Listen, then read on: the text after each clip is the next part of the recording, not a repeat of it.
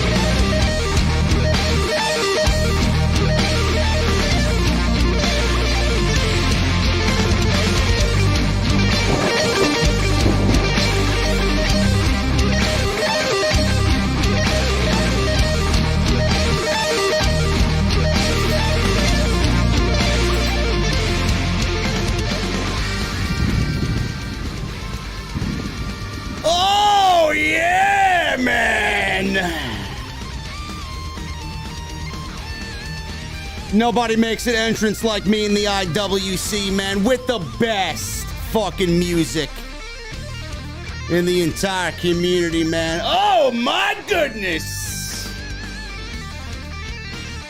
It's WrestleMania week, guys.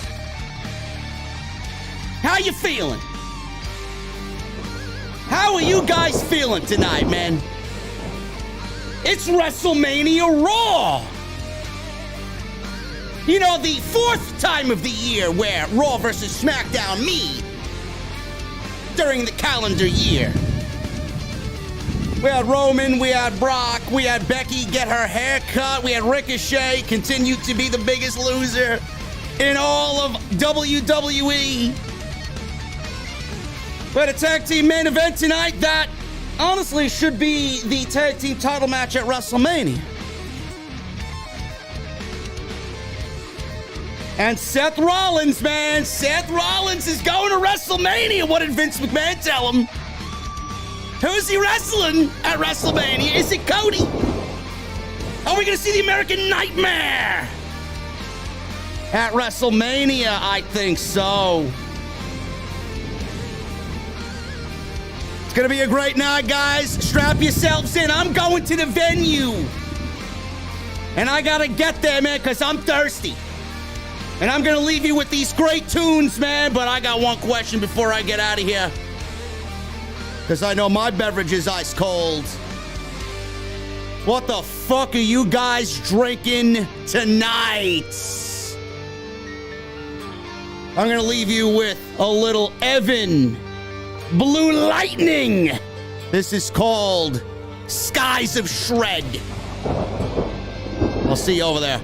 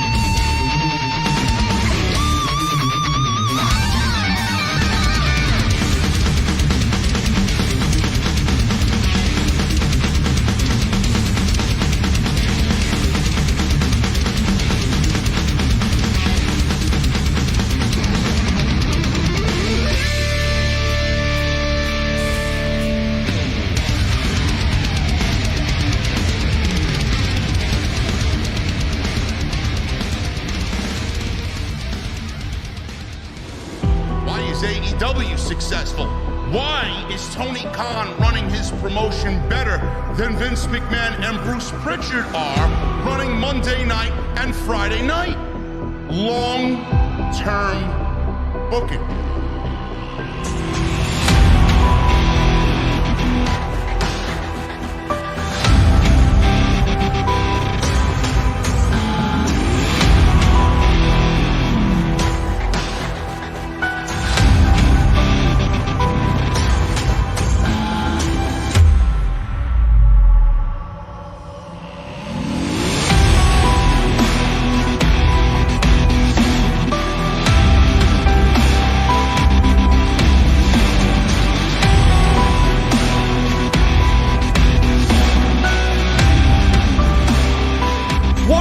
Guys, thank you so very much for joining me right here on Off the Script. This is your Monday Night Raw post show, the WrestleMania Monday Night Raw for your Mondays. This is March 28th, 2022. I am your host, JD from New York, and as always, coming to you live from the OTS venue. Thank you guys so very much for joining me on your Monday nights, wherever you may be. Was Monday Night Raw as offensive as it usually is tonight? No. Did Monday Night Raw get you any more excited for WrestleMania this coming weekend? No. Was Monday Night Raw good? No. But Monday Night Raw was a clusterfuck of both Monday Night Raw and Friday Night SmackDown, because WWE has to coin everything WrestleMania season in the last couple of weeks. WrestleMania this, WrestleMania Raw, WrestleMania SmackDown, WrestleMania Backlash. WWE did a couple of things right tonight. WWE did some questionable things, as always, leading into WrestleMania. But the one big thing that happened on tonight's show, and the one thing that I'm genuinely most curious about, it has nothing to do with championships, and I'm speaking specifically on the Monday Night Raw side of things. The most interesting thing all WrestleMania season, probably in all of WWE, is Seth Rollins. And what is Seth Rollins doing at WrestleMania? I don't know when Cody signed his WWE contract. I am pretty sure that we are getting Cody Rhodes at WrestleMania. There's no title on Monday Night Raw because Brock is tied up with Roman. The United States Championship is treated like a complete afterthought. Nobody gives a shit about the mid-card titles. I would actually be showing them respect by calling them secondary titles, mid-card titles, which are irrelevant in WWE.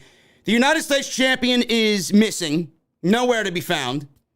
WWE doesn't have any tag team division. Their women's division is completely garbage. The only thing that we have on Monday Night Raw, besides Edge, because he's great, is Seth Rollins. WWE's been doing this storyline, as you guys have been watching or may not have been watching. Seth Rollins has been trying to weasel himself into WrestleMania, whether that is trying to steal Kevin Owens' spot by interviewing Stone Cold Steve Austin. Stone Cold Steve Austin was on the line in a WrestleMania, what-if match. Then we got AJ Styles putting his match at WrestleMania on the line, and Seth Rollins challenged AJ in a what-if WrestleMania match.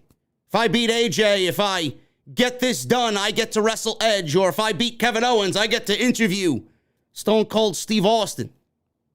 He failed at every opportunity to get there. Kevin Owens and Seth Rollins even failed at winning the Raw Tag Team Championships in what I thought was probably the best Monday Night Raw match of the entire year so far. But WWE is really pushing the narrative of Seth Rollins and this big question mark at WrestleMania. Today, on social media, we've seen it first. WWE actually put out a clip. Very well edited, very nicely done. I thought Rollins killed it. I thought Vince was very good in it as well. He shows up at Titan Tower, and he shows up there in the lobby, and he's there early, and nobody's there, and he's got to wait to see Vince McMahon. He's waiting and waiting and waiting, and he gets there into Vince's office. They finally call him in, and Vince is sitting there, and he's writing on his yellow notepad. He's writing in pencil. I don't know who the fuck writes in pencil in 2022. I don't know what he's writing on his yellow notepad. What is he writing? Is he writing who to bury next? Is he writing how to maybe come up with a good-looking card? Because WrestleMania certainly isn't it. WrestleMania certainly isn't a good-looking card.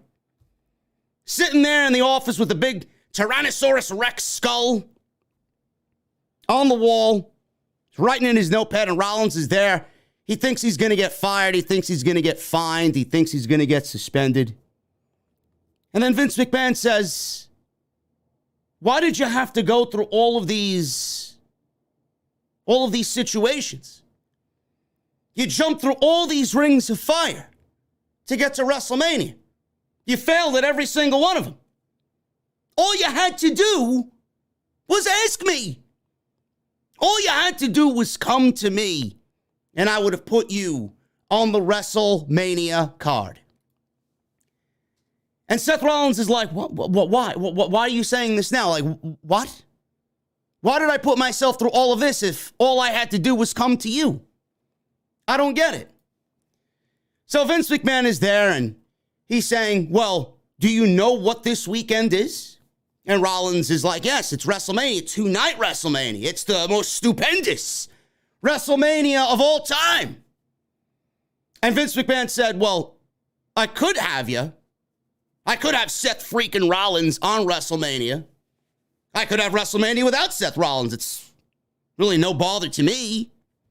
But I'm going to give you a WrestleMania match. You're going to WrestleMania.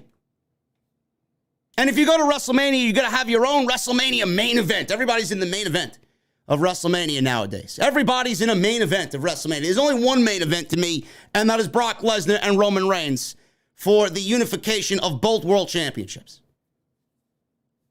So Seth Rollins is there. Thank you, thank you, thank you. But Vince, who is my opponent? Who is my opponent? Your opponent is going to be someone of my choosing, and you will find out when you get in the ring on WrestleMania Saturday.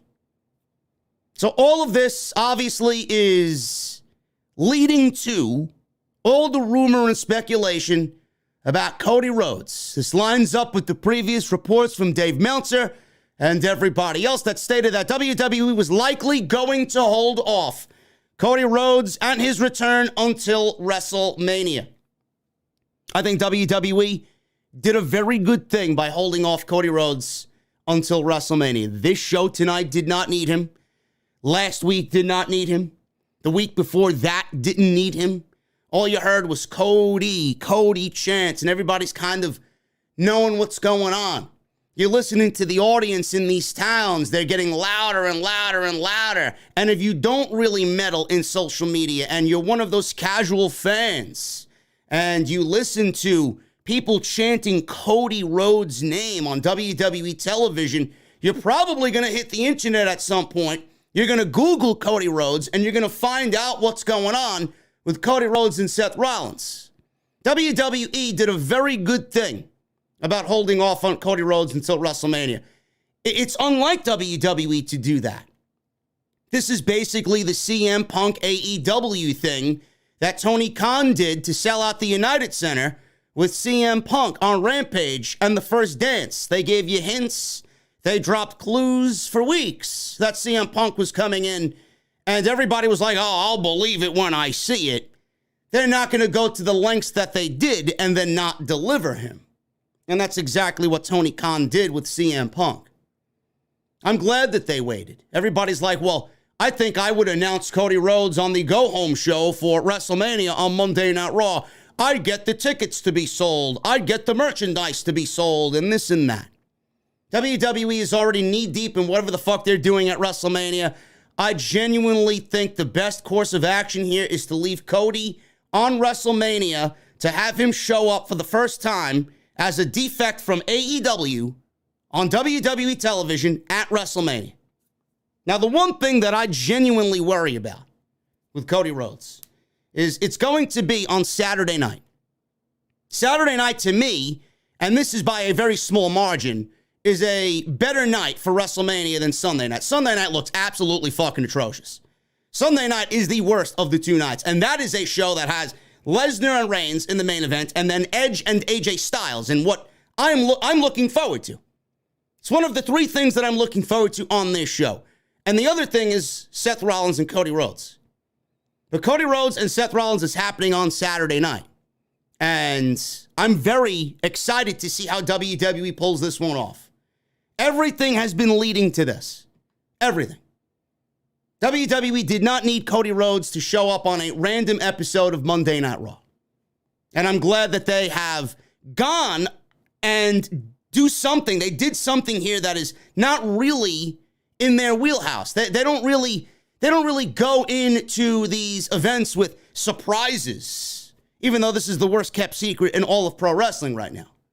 But WWE likes to blow their load on things. WWE likes to give you something as far as, oh, let's blow it here on Monday Night Raw and then ruin all the fucking surprise at the pay-per-view. I'm glad that they're doing it in a way that is not like WWE to do something. WWE's other thing with Cody Rhodes is how do we present him? WWE is right now internally discussing via WrestleVotes how to present Cody Rhodes. I talked about this on Off the Script this weekend. If you guys missed it, go and check it out. It was uploaded on Saturday on episode 423. I talked about Cody Rhodes and the presentation of Cody Rhodes. WrestleVotes tweeted out late last week that people, higher-ups, bigwigs in WWE are talking about, well, if Cody Rhodes is going to show up on Saturday for WrestleMania, he needs to be the exact same way that he was in AEW. And I mean look, appearance, the way he just comes out, music, pyro, the way he does his thing in the ring, the way he cuts a promo, everything legitimately. You have to change nothing. You have to change nothing about Cody Rhodes. You take him from one show and you put him on your show, and that's it. You let him go. You let him go. Cody Rhodes and Seth Rollins, it's not that difficult to produce something magical there. It's not that difficult to have Cody Rhodes come out and just be exactly what you need him to be. You're paying all this money for Cody Rhodes to show up and make your show better. There's basically nothing you have to do any different. Nothing. The one thing, that's the one thing I'm scared about most until we see it. Hopefully WWE stays the course with Cody Rhodes. The other thing that I'm worried about is Kevin Owens kind of revealed tonight that he and Stone Cold Steve Austin will be in the main event spot on Saturday night for WrestleMania. The KO show will be closing WrestleMania night one. Good. Good. Charlotte and Ronda don't deserve that main event. Charlotte and Ronda is not a main event for WrestleMania. If you think so, you're a complete fucking shill. Ronda has been absolutely piss poor atrocious in the build for this match with Charlotte Flair. Charlotte Flair has done nothing to help her cause either. That's not a main event WrestleMania match to me. The way that we've seen it, no way. And WWE is going to do more bad than good if they put that match on last after Stone Cold Steve Austin and Kevin Owens. A nightmare waiting to happen. The one thing that I am worried about is, and I posed this question on Twitter, is WWE going to steal Cody Rhodes' thunder with Stone Cold Steve Austin being there on the same night, having him basically be in a street fight? It's not going to be a sanctioned match. Everything but a wrestling match. Stone Cold in the main event. Is WWE going to take Cody's thunder away on Saturday night? Cody Rhodes is legitimately coming in to play second fiddle already in WWE, even though he's getting the big return, and he's getting the big pyro, and it's going to be 70,000 people, and he's getting a big WrestleMania match with Seth Rollins. He's already playing second fiddle to Stone Cold Steve Austin. That's what I'm worried about. If Cody isn't the first thing that we hear from and see on Monday Night Raw, on Monday following WrestleMania, WWE has already fucked up Cody Rhodes. But Seth Rollins, not a champion. His situation is not for a championship. And legitimately, WWE has made it into the most interesting thing all WrestleMania season. That's one match And the other two, I'm very intrigued by because of the unification. I want to see if WWE holds on to that and stays the course with that and does the right thing. I'm not giving them the benefit of the doubt. And then Edge and AJ Styles. I mean, it's a wrestling fan's dream match. So I'm obviously going to be interested in that. It's one of three things all weekend that I'm looking forward to. And WWE, going into WrestleMania, I don't know if this was the plan all along for Seth Rollins. I highly doubt it.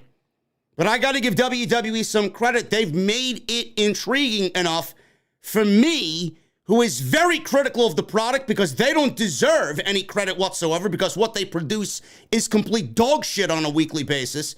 I got to give them the benefit of the doubt. I got to give them credit that they've made Seth Rollins and his storyline with this big question mark of Cody coming in and the story, they made it intriguing and they made it entertaining. And I've been saying this for weeks. There are people losing sleep over Cody Rhodes coming in. There are people out there, and there is groups of people out there that are legitimately upset about Cody Rhodes leaving AEW for WWE. I don't care. I don't care. I'm excited about this. This makes me happy. This is something that I look forward to when I watch pro wrestling. The unknown. Do we trust WWE to do the right thing with Cody? Of course not. But we're getting him on Saturday. Let's take this step by step. Let's see what happens Saturday. I don't trust Bruce Pritchard and WWE to do the right thing. For all we know, what is Cody going to be doing in WWE? Nothing. What is he going to do? Roman's going to be champion for another 365 days. He's not winning the world championship. If anything, he's going to be fed to Roman. And this is what I stated on the very first show that I did when all of the rumors were starting. He's coming in to do what? He's coming in to be a background player. He's coming in to play second fiddle to Roman. He's not winning the world championship. Roman is not dropping that title until he gets to The Rock at WrestleMania 39. Mark my words.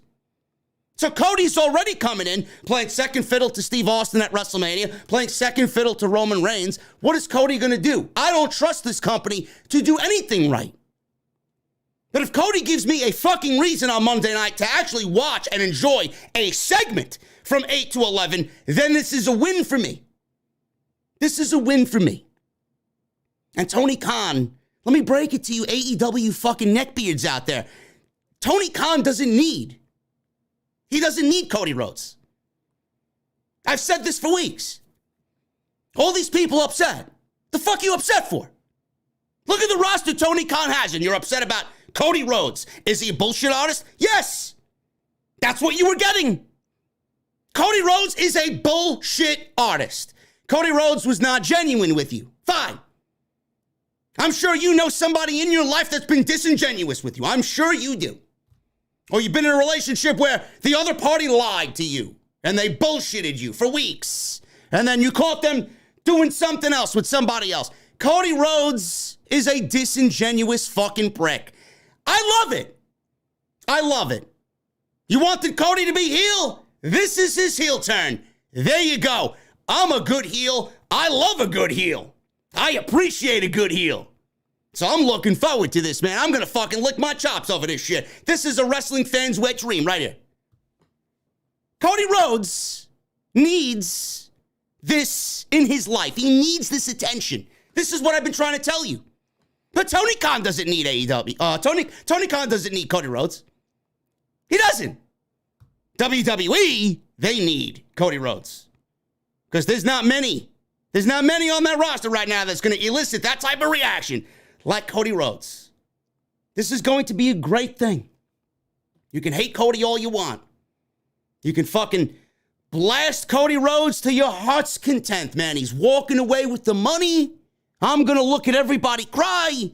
And I'm going to look at WrestleMania as this is something I care about. Cody is something I care about on weekly television. Great. That's all I want. That's all I want. Now, if WWE fixes the slew of other fucking problems that they have, we'd actually be on the path to reconciliation here with the fucking product that we got now, but that's not going to happen. Seth Rollins and Cody Rhodes is all but confirmed, and we are going to be getting that at WrestleMania Saturday night. Cody will be there Saturday night. They moved Edge and AJ Styles from one night to the other about 2 different times already. Now it's back on Sunday. They moved it to Saturday. Now it's back on Sunday. So Cody and Rollins is happening on Saturday night. It's going to be great, and I'm going to look forward to it, man. I'm very excited to see what happens on Saturday night with both of those guys in the match that they actually produce on Saturday night. We got Lesnar, we got Reigns. Nothing new there. Same old, same old. Brock Lesnar and Roman Reigns have pretty much run the course of what they could do, and they were both on the show tonight cutting promos to each other individually. They did not cross paths. There was no carnage. There was no security officers being beaten within an inch of their life. There was nothing of any of that. We saw that on SmackDown. Pretty much more of the same with these two guys, and WWE is legitimately on their last legs as far as what they are trying to tell with Brock Lesnar and Roman Reigns going into WrestleMania. Ronda Rousey was supposed to be on the show. WWE actually tweeted out a photo about Ronda Rousey, Charlotte Flair, Bianca Belair, and Becky Lynch in a fatal 4-way match tonight. All it took was for Ronda to go on her Facebook stream and say, "I'm not going to Monday Night Raw." I don't blame her. And WWE had to take that post down, and that match was absolutely a non-thing on tonight's show, and I'm glad it was, because that match obviously did not make any sense. So we got Bianca Belair and Becky Lynch in a segment where Bianca Belair teased, or Becky, I should say, teased cutting Bianca Belair's hair, and Becky Lynch was actually the one to get her hair cut. I don't know what WWE is going to do about this, but the way Becky Lynch was left in the ring tonight, I don't see, if you are somebody that frequents the product, I don't see how Becky Lynch loses at WrestleMania after being destroyed and then having her hair cut tonight on Monday Night Raw. And I do not like, I'm telling you this right now, I do not like the fact that WWE's been teasing cutting Bianca Belair's braid off, man. That is her entire shtick. You cut the braid, Bianca is dead. There's nothing about Bianca that I am genuinely going to be interested in if that braid is cut. It makes her entire shtick. So please stop with the teases. That is something that is unnecessary. We don't need to cut anybody's hair. I hope to God WWE doesn't make this a hair versus belt match at WrestleMania like I predicted a couple of weeks ago. It's the last thing I want to fucking see. And then we got the tag team title situation on Monday Night Raw was RK-Bro versus the Usos. That was the main event. Very dull, very lame disqualification ending because, again, WWE puts themselves in situations where neither team can lose. So why even book the match? WWE gives you a match that should actually be at WrestleMania, only to do it tonight and then do a DQ ending because fuck everybody who's invested in both of these teams. So we're going to go over everything tonight, guys. We're going to go over what I got and go over the entire show. I appreciate you all stopping by tonight to make sure you guys are in the loop for what's going on with WWE as we head into the biggest wrestling weekend of the year. And I'm glad you have chosen Off the Script to get your fill of WrestleMania week this week, man. We got 2,400 in the venue. Thank you guys very much. Number one in the community as always. I appreciate you all. If you're here, a couple of things I'm going to need you to do, man, before you sit down and open up a cold beverage, man. The bar is packed. The beverages are ice cold. Even colder than last week. Why? Because it's WrestleMania week, man. I'm going to need you to do 2 things before you sit down. Number one, I'm going to need you to hit that thumbs up. Hit that thumbs up. It's a great way to help me out. Let's try for 1,000 likes minimum on today's Monday Night Raw post show on Off the Script. Super chats are open, so get them on in. You guys let me know what you thought of tonight's show and all the news and rumors coming out of Monday Night Raw as we head into WrestleMania. You guys can hit that join button, become a VIP right here on OTS. You guys are going to sit right back there with me, man. First round is always on me, and if I'm getting a little frisky, 2 rounds will be on me. You guys sign up to become a channel member. You get the emotes in the chat. You can use them in the chat live. You could use them in the comment section on any video that I post. And you guys get those badges next to your name, man, to show off your VIP status So make sure you go and join the channel, become a member. Hit that subscribe button as well. Turn on the bell for notifications. I'm looking to hit 132,000 subscribers this WrestleMania weekend, man. Thank you guys very much for all of your support. I have uploaded several videos, man. You might have missed them. I'm here to let you know what they are. Off the Script, episode 423. That was live on Saturday. Go check it out. Talked about Triple H and how Triple H's legacy is greater as an executive than it is as an in-ring performer. My thoughts and prayers go out to Triple H. Man, I love Paul Levesque. Go check that out. WWE 2K22 My Rise today. Go and check it out. 50 minutes of gameplay and comedy. Awesome stuff, man. Episode 3, my first match in NXT. And when Mr. 9 to 5 gets to NXT, man, we got his own personal commentator for the entire My Rise series, man. You guys were wondering where Mean Marky D was. He's now the voice of Mr. 9 to 5, calling all of his matches in WWE 2K22, man. Go and check that out.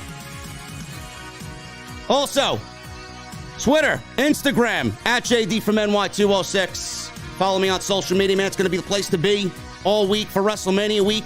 Go get your t-shirts. Bonfire is the place. Bonfire.com. The exclusive home of Off the Scripts. And today's show is sponsored by my great friends over at Blue Chew. BlueChew.com. You guys are going to use that code JD at checkout to get yourself a free sample of the service, man. All you guys have to do is pay the $5 shipping and handling. That's BlueChew.com. A great friend for the last several years right here on Off the Script. Let's start at the top with Monday Night Raw, man. Lesnar, he's in the ring looking very cowboy-esque, as always, with his cowboy hat, his flannel, and the WWE Championship draped over his shoulder. Lesnar's in the ring with his microphone. He says good evening to Pittsburgh, and he announces that our WWE Champion is in the house. Lesnar says for the last 20 years, that loudmouth Paul Heyman has been doing all the yapping for him, but he's got to do this for us tonight. He does the stereotypical welcome to Monday Night Raw. I never want to see Brock Lesnar do that again. I never want to see or hear Brock Lesnar ever welcome us to Monday Night Raw. Lesnar's been great as a babyface, man. He really has been great. And I'm loving everything he's been doing. He's set to go away after WrestleMania. We all know the usual Brock Lesnar shtick, the usual Brock Lesnar, hiatus. He's about to go away, but please, no more welcoming Brock Lesnar to Monday Night Raw and having him say, welcome to Monday Night Raw. No, we don't need that. So he says that felt good, but it felt like it sucked because it did. Even Lesnar knew it. So he won't be doing that again. But what he doesn't suck at is giving out country ass kickings. Lesnar said this Sunday at WrestleMania is about to spoil his game plan to Reigns, but he and Reigns are going to take a trip down memory lane. So Pittsburgh tonight had the balls. And I may have to hit up Ghoulish, man, my boy Brian Ghoulish. Bro, what's going on with Pittsburgh, man? What's wrong with you guys out there? Huh? Of all the fucking people in WWE, Lesnar was getting the what chance? Now, he dumbed it down pretty decently, but Pittsburgh, I don't get it, man. Of all people, Lesnar's getting the what chance? Very bizarre. So Lesnar says they're going to take a trip down the roads of Suplex City, introduced him to the Beast of Broadway, then hit the carnival and go for a ride on the F5, and he says nobody survives the ride on the F5. So they're getting what chance louder and louder and louder in Pittsburgh. And he says, yes, even WWE Hall of Famer Stone Cold Steve Austin will be there too, and he's also an ass kicker, but he didn't kick Lesnar's ass ever. And that was interesting. Now, I would assume Brock Lesnar kind of goes, quote-unquote, off the script, and he does his own shtick. I don't think anybody's scripting Lesnar to go out there and cut a promo on Monday Night Raw. But the fact that he said that was very interesting to me, man. I don't know how many matches Stone Cold is going to be back for, or if he's going to be back for any matches at all. Nobody knows. I don't know if this is going to be a one-off at WrestleMania, and then he's going to go away and just finally retire. And WWE's never going to bother him again. But you know WWE is going to need major attractions for every Saudi show for the next 7 years while they're still in agreement with the Saudi government. I don't know how many Goldberg matches are going to be enticing to the prince and the Saudi government. I don't know how many Goldberg matches are going to be enticing to the fans to watch these shows. There legitimately is nobody else. Those shows are going to start to look very, very ordinary. And I don't think the Saudi government's going to appreciate that. But if Stone Cold Steve Austin is back and he takes a match here and a match there and $3 million there and $3 million there, $5 million over there, who's to say that we don't see Stone Cold Steve Austin wrestle maybe twice, 3, 4 times, twice a year like Goldberg? Maybe one of those matches, because he actually mentioned his name tonight, and in that type of way, maybe we get Lesnar versus Austin in Saudi. I don't know. I'm not for it. I'm not. I don't want to see 57-year-old Stone Cold Steve Austin against Brock Lesnar in Saudi Arabia. I hope to God that the KO show at WrestleMania is his last ordeal in WWE. Lesnar then says, enough of the chants. You felt like he was getting frustrated with the what chants. So Lesnar then goes on and says he and Reigns will be wedding crashers. His title will have a baby with Reigns' title, and Lesnar gets full custody.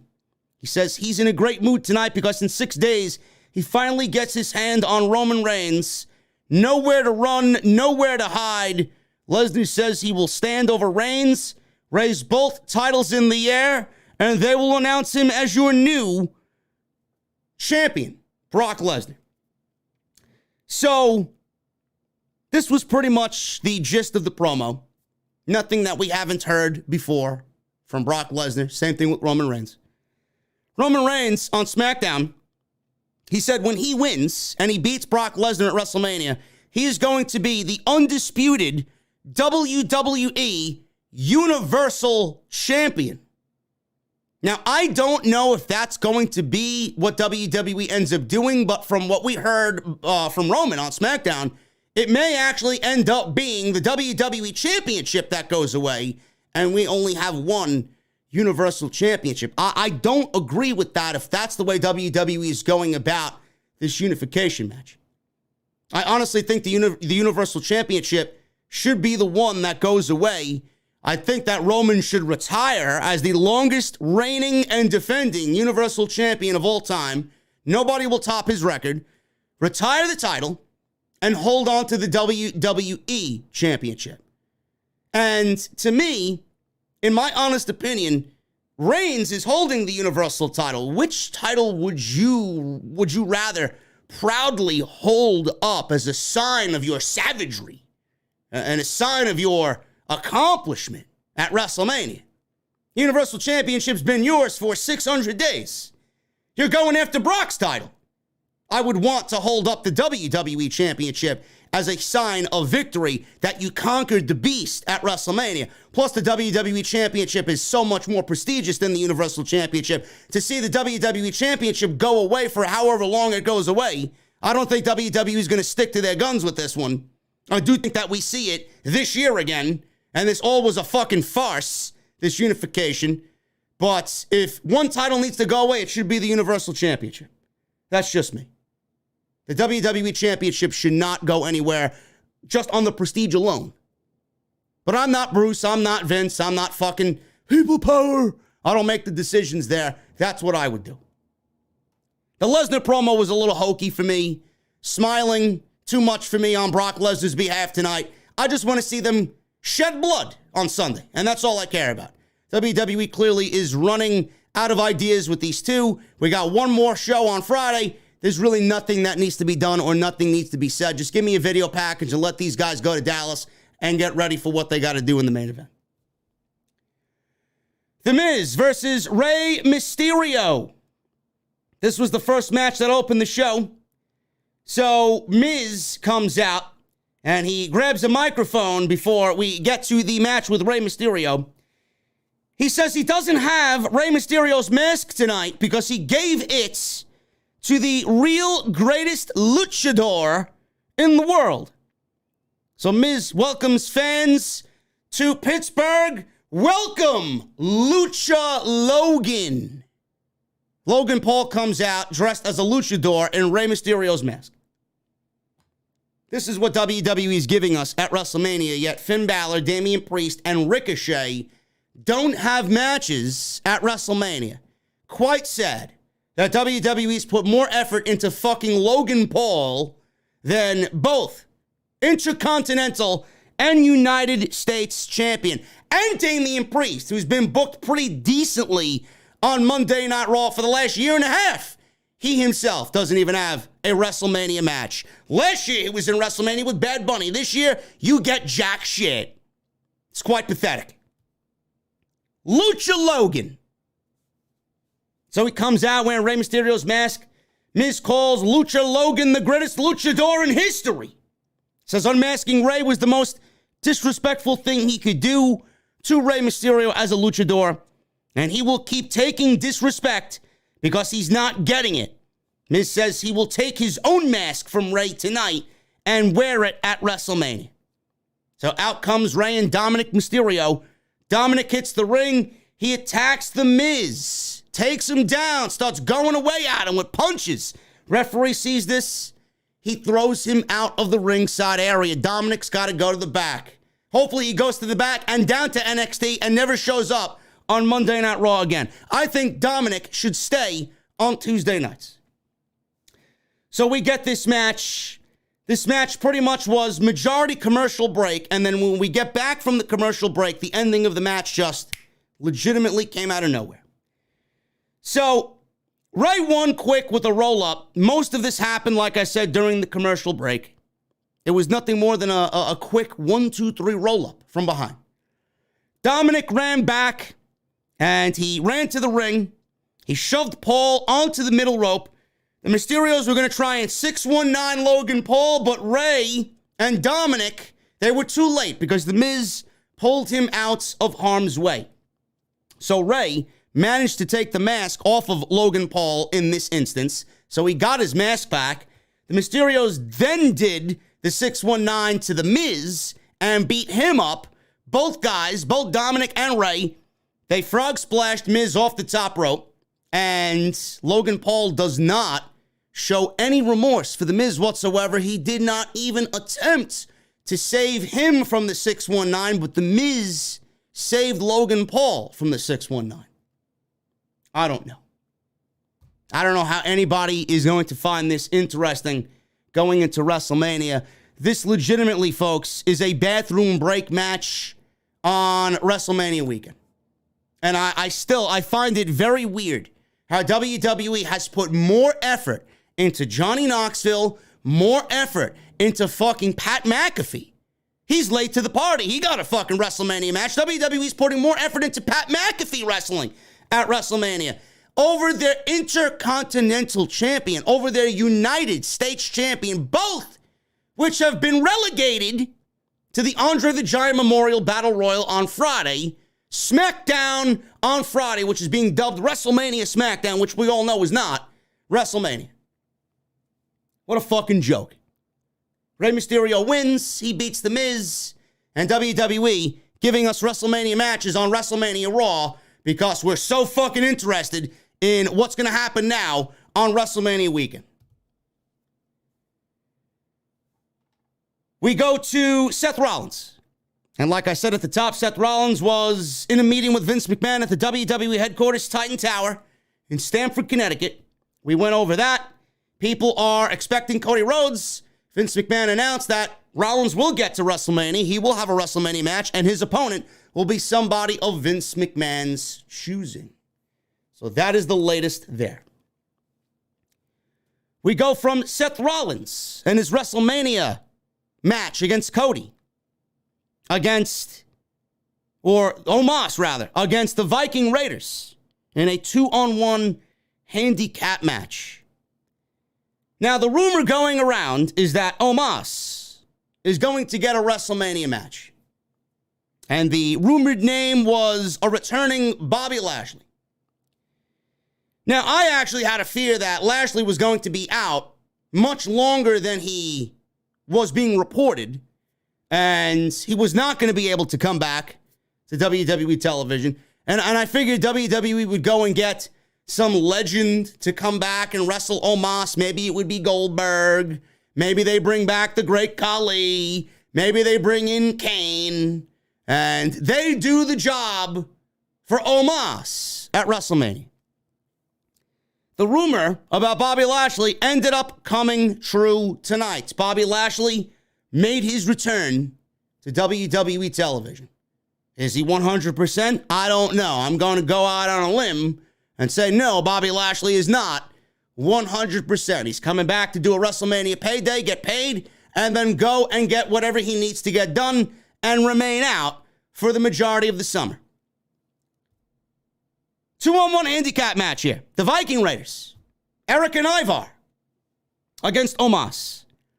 This was a complete waste of time. I don't know why, of all people in the back, being that you got both Raw and SmackDown, I don't know why you couldn't send anybody else out there. Why did it have to be Eric and Ivar of the Viking Raiders? Eric and Ivar of the Viking Raiders just competed for the SmackDown Tag Team Championships. And tonight, they were treated like complete geeks. They were fucking buried tonight. It wasn't as bad as I expected it to be, but they were buried by WWE, buried by Omos tonight. It's inexcusable.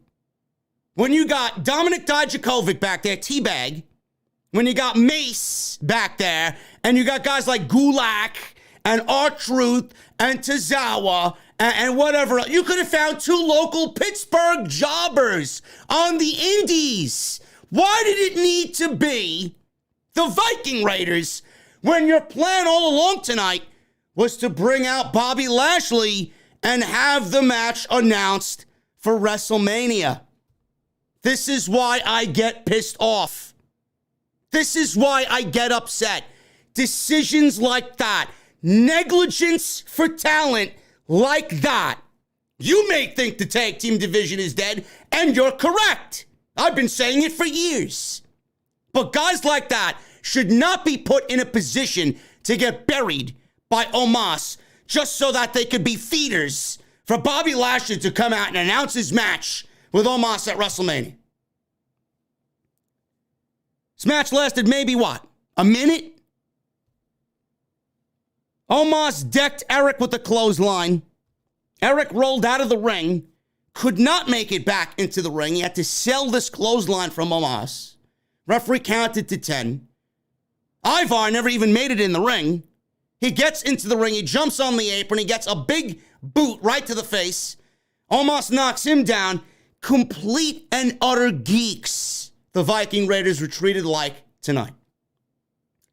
After the match, Bobby Lashley comes out and he makes his way down the aisle. Kevin Patrick gets in the ring, interviews Omos, pointing to how he's undefeated and he's never been knocked off of his feet. Omos, I want you guys to remember this. Omos is undefeated and he's never been knocked off of his feet. It's a big selling point, right? Whoever's going to WrestleMania to challenge Omos, that's the big selling point of the match. He's undefeated and hasn't been knocked off of his feet. So Omos says, I'm undefeated. I will dominate everybody. And Kevin Patrick asks if there's anyone Omos respects. Bobby Lashley's music hits, and he interrupts Omos as Omos is smiling, and he's rubbing his hands in anticipation. So Omos and Lashley are in the ring. They have this stare down. Bobby Lashley is pacing back and forth. Fans are chanting, Bobby, Bobby. Lashley looks at the WrestleMania sign. He nods in agreement, in approval at the WrestleMania sign. Omos sends him to the corner with one hand, pushes him away. Lashley fights back, but Omos completely manhandles Bobby Lashley and starts to talk trash, sending him into each corner. Lashley begins to get angry now. He charges, but Omos stuns him and shoves him into the ropes. Lashley then charges again, ducks an Omos clothesline, and then knocks Omos off of his feet. Let me reiterate that for you. He ducks a clothesline, does Bobby Lashley. And he knocks Omos off of his feet with a shoulder tackle. Omos goes to the floor, starts yelling at Bobby Lashley, saying he doesn't want any of this. Oh, you don't want none of this, Bobby. I'm Omos. Right, on the outside. And Lashley yells back at Omos. Fans are chanting, Bobby, Bobby, as he points up, doing the typical pointing at the WrestleMania sign, points up to the WrestleMania 38 sign, and we have our match between Bobby Lashley and Omos. You know, all those months ago, going into the Royal Rumble, man, I predicted this would be a WrestleMania match, but for the WWE Championship, and makes my fucking skin crawl. I even said that WWE only gave Bobby Lashley the match with Lesnar because he was about to put over Omos at WrestleMania, and Omos was going to be the new WWE champion. Thank fucking Jesus Christ himself. That was not the decision that WWE went with. There were people that were saying and reporting that was going to be a thing. Thank God. So I was half right. Here we are with the same match, minus a championship being on the line. But what did I say? What did I tell you guys to pay attention to? Omos. The main thing about Omos is that he's undefeated and that he hasn't been knocked off his feet. WWE had Bobby Lashley knock Omos off of his feet with a fucking shoulder tackle on Monday Night Raw. So my question to you guys is, what's the fucking point in having the match? Why would I or anybody be interested in this match knowing that one of the biggest selling points, Omos not being knocked off his feet yet, was knocked off his feet tonight? They gave you the hook of the match before we got to WrestleMania. So I ask again, why the fuck would anybody care? My other question is, who wins this match? Who's going to win this match? Is Bobby Lashley 100%? I doubt it. I think Bobby Lashley was so obsessed with being at WrestleMania that he's working hurt.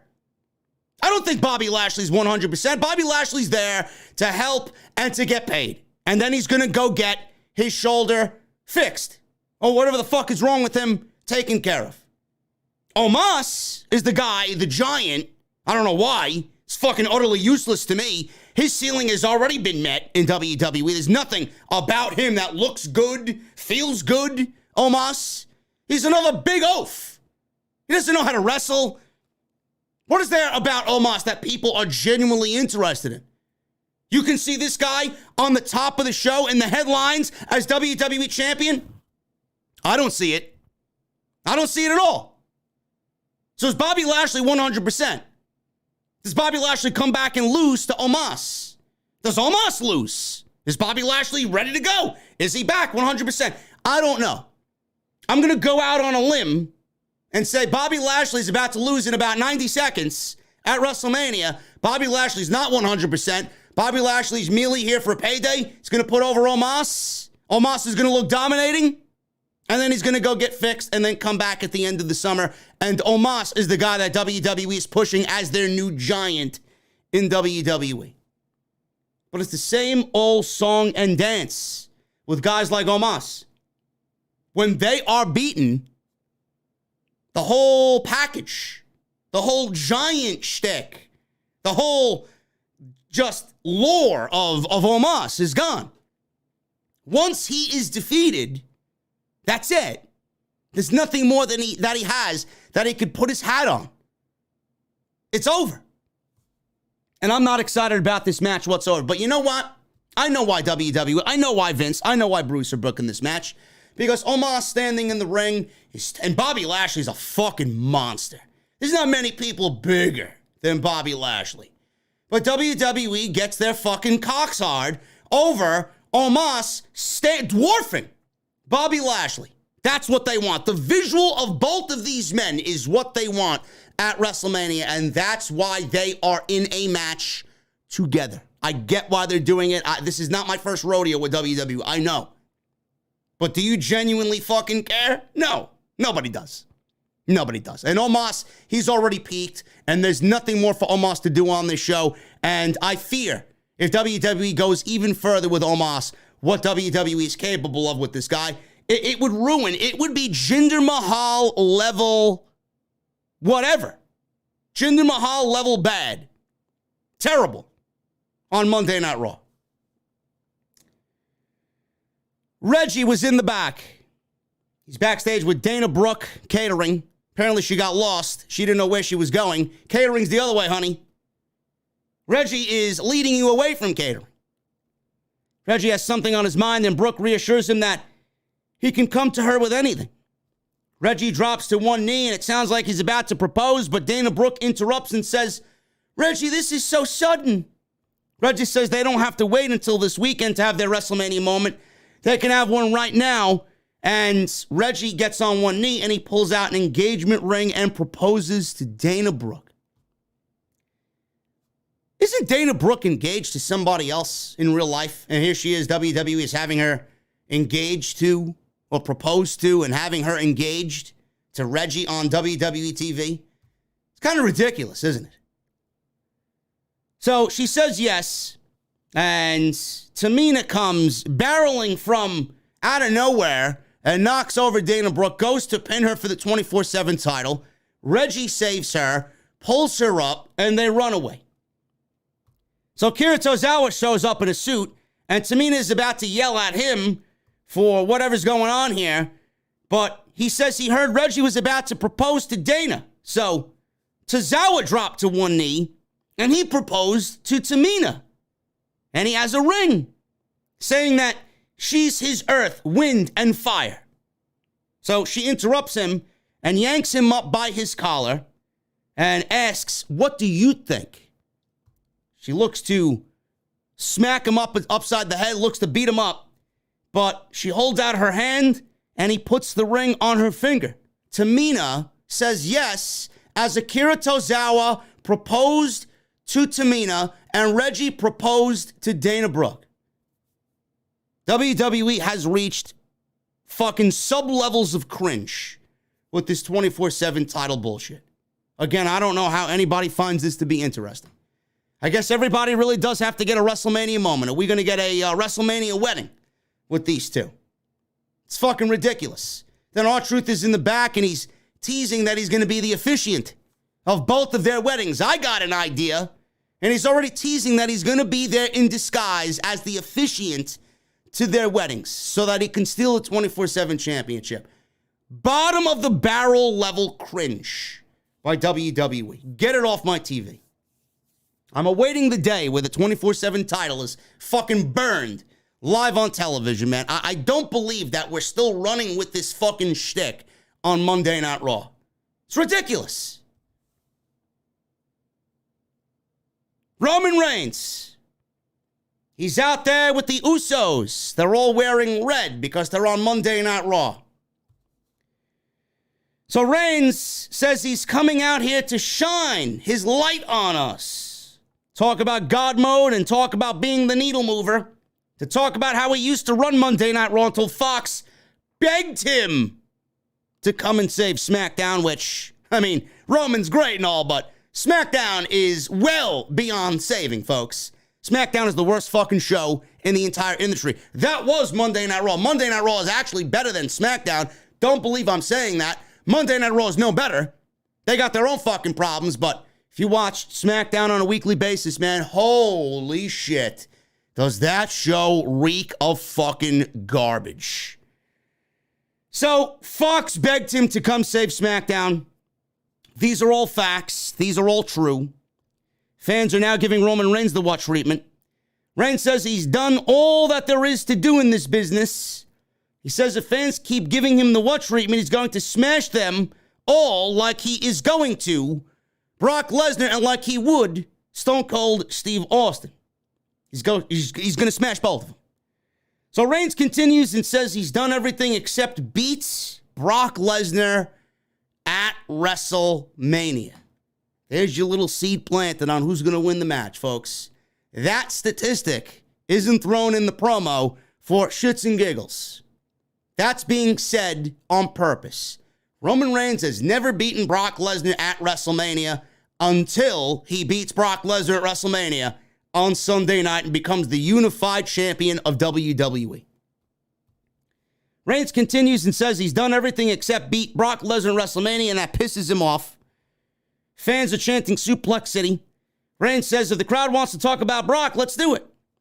Reigns says what bothers him about Brock is how Brock was out for blood a few weeks ago. It was personal to him, but he's already spilled Reigns' blood.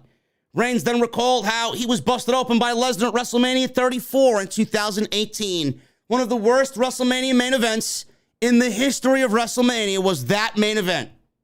I don't know which one was worse, that one or 32 with him and Triple H. Fucking terrible. What a disaster that WrestleMania 34 main event was. He goes on about Lesnar making him bleed all over New Orleans. His father was disappointed. His wife wanted him out of the business, and so on. Reigns goes on and says they're going to take everything from Lesnar. He's already taken Brock's advocate and upgraded him to special counsel. He goes on about talking about Lesnar's blood at Madison Square Garden and says this Sunday he will make the final move by taking Brock's title. Then Brock will know what it feels like to make it personal, because Reigns will make it personal because it's always been personal to Roman Reigns. Reigns is now angry. Fans are booing him. Reigns raises his finger in the air, so do the Usos, and that's pretty much all that there is with Roman Reigns and his final words going into WrestleMania on Sunday against Brock Lesnar. The one big caveat is, and WWE waited until the end to give you this little statistic, Roman Reigns has never beaten Brock Lesnar at WrestleMania, ... until Sunday night. So now you know exactly what's happening, as if you did not already know what was going to happen on Sunday night. Excuse me. We got Carmela and Zelina Vega. They got into a backstage argument last week. Then they came out together that night to take out some of their anger on their WrestleMania challenges and stand together victorious in the ring.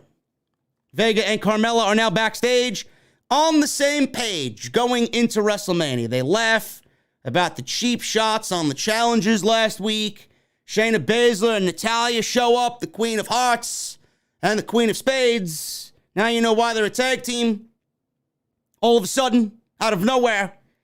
And they show up to tell them to follow their lead in this 8-woman tag team match. And then maybe they'll let the champs live long enough to see WrestleMania. So we got an 8-woman tag team match. By the way, folks, I'm waiting for WWE to tell you in November that the Survivor Series is the one time of year where Raw wrestles SmackDown, which we all know will be bullshit because it's happened maybe 3 or 4 different times already in WWE, and we're not even through the fucking month of March yet. 8-woman tag team match. This is Sasha Banks, Naomi, Rhea Ripley, and Liv Morgan going up against Natalya, Shayna Baszler, Queen Zelina, and Carmela. Match went about 8 minutes. Really nothing over the top. Very generic shit. Nothing exciting. This did not make me excited about the women's tag team title match. I don't think anybody out there is excited about the women's tag team title match. If you are, you must be fucking 8 years old. This match means nothing for the greater scheme of WrestleMania. Nothing. In fact, the winners of this match will be Sasha Banks and Naomi. And my question is, what exactly do they do differently with the titles that everybody else before them could not? That's what I want to know. Until you answer that question for me, I'm going to continue shitting on the tag team division quote unquote, there is none, and the tag team championships. Sasha Banks was being worked over by the heel team, and Banks tagged out. Naomi and Morgan each hit Vega with their signature moves before Rhea Ripley and Liv Morgan finished off Zelina with a riptide, combination riptide finisher for the 1, 2, 3, and that was it. Honestly, nothing to this match. Nothing to this match. Rhea Ripley and Liv Morgan are not winning this match. They won the match here. Natalya and Shayna Baszler, they will not be winning the tag team championships because why would they? Just look at the fucking team. They're both ice cold. Zelina and Carmela, they're losing the titles to Sasha Banks and Naomi. Moving on, man, we got a video package with Stone Cold Steve Austin. This video package with Stone Cold Steve Austin, man, as if we don't know who the fuck Stone Cold Steve Austin is. Video package was incredibly produced. It had the backing track of Kid Rock, Bawa Taba. Every time I hear that song, man, it gets you pumped up. WWE used that song very well in this video package, documenting the highlights of Stone Cold's career over the course of his WWE run. Excellent stuff. I'm sure we'll see it about 6-7 times before we even get to WrestleMania. So I loved it, and the video package was incredibly well done. This all leads to Kevin Owens and him in the ring cutting a final promo about Stone Cold Steve Austin and the Kevin Owens show. So Owens is watching this, and he says, wow, what a great video package from the people in the back. He's getting the what treatment. Reigns got the what treatment. Lesnar got the what treatment. And Pittsburgh gave Kevin Owens the what treatment. Owens says last week he was just paying homage to the great Stone Cold Steve Austin that we all love and remember. Owens knows everyone is ecstatic about Austin as his guest on the KO show in the main event of WrestleMania 38. Kevin Owens let the cat out of the bag, I guess. The main event of WrestleMania. I'm going to stop here, and I want to let you guys know, from my point of view, why this is a great move. Traditionally, WWE does not end with talk show segments to close WrestleMania. This is a 2-night WrestleMania. They got the leverage to do whatever the fuck they want for night 1 because they all know that we're getting a night 2. And we're getting Lesnar and Roman Reigns for the Universal and WWE Championships. Typically, WWE doesn't end WrestleMania with these types of segments. They did so at WrestleMania where it was The Undertaker and AJ Styles in a graveyard match, but there were no fans, so that was appropriate. And that was great. That was a great way to end night 1 of WrestleMania. I don't mind this, ending night 1 of WrestleMania. In fact, I'm actually very pleased this is ending night 1 of WrestleMania. The build with Charlotte Flair and Ronda Rousey. My name is Ronda Rousey, and I'm not showing up to Monday Night Raw because I broke my hand. Ronda Rousey. This is not a WrestleMania main event match. Ronda has shit the bed in her WWE return. There's nothing about her that's intriguing. There's nothing about her that's interesting. Ronda can't even fucking cut a promo. For the love of Christ, never put another microphone in her fucking hand as long as she is here. She won the Royal Rumble. I'm assuming fans are not pleased that Ronda won the Royal Rumble at the number 30 position. Nobody gives a shit about Ronda Rousey. She's coming out smiling and waving, and she's shaking hands, and she's guiding grandmas down the fucking street, crossing the fucking red light, right? Carrying grandma's supermarket groceries to the fucking, to the taxi to get her home. Ronda Rousey, man. A good Samaritan is Ronda Rousey, shaking hands and waving and smiling. Why isn't Ronda Rousey getting over, folks? Ronda Rousey is a fucking heel. That's why. She's out there parading to be a babyface. Why does Becky Lynch suck as a heel? Because she's a babyface. WWE, this is how clueless they are. They have absolutely miscast both of the biggest names in their women's division. How do you fuck that up? How do you fuck that up? Ronda Rousey and Charlotte Flair and the promos that we've gotten and the build that we've gotten and the interest that's coming out of this match is absolutely non-existent.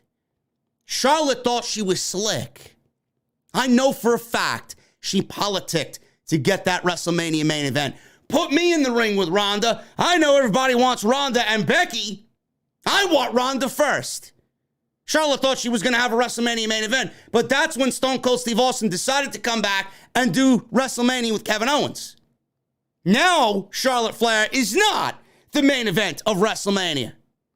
Stone Cold Steve Austin and Kevin Owens are. But JD, why is this a good decision? One's a talk show, one's for a title. I don't give a fuck what title Ronda and Charlotte are fighting over. Do you realize the one huge problem that WWE would absolutely look like a bunch of idiots over?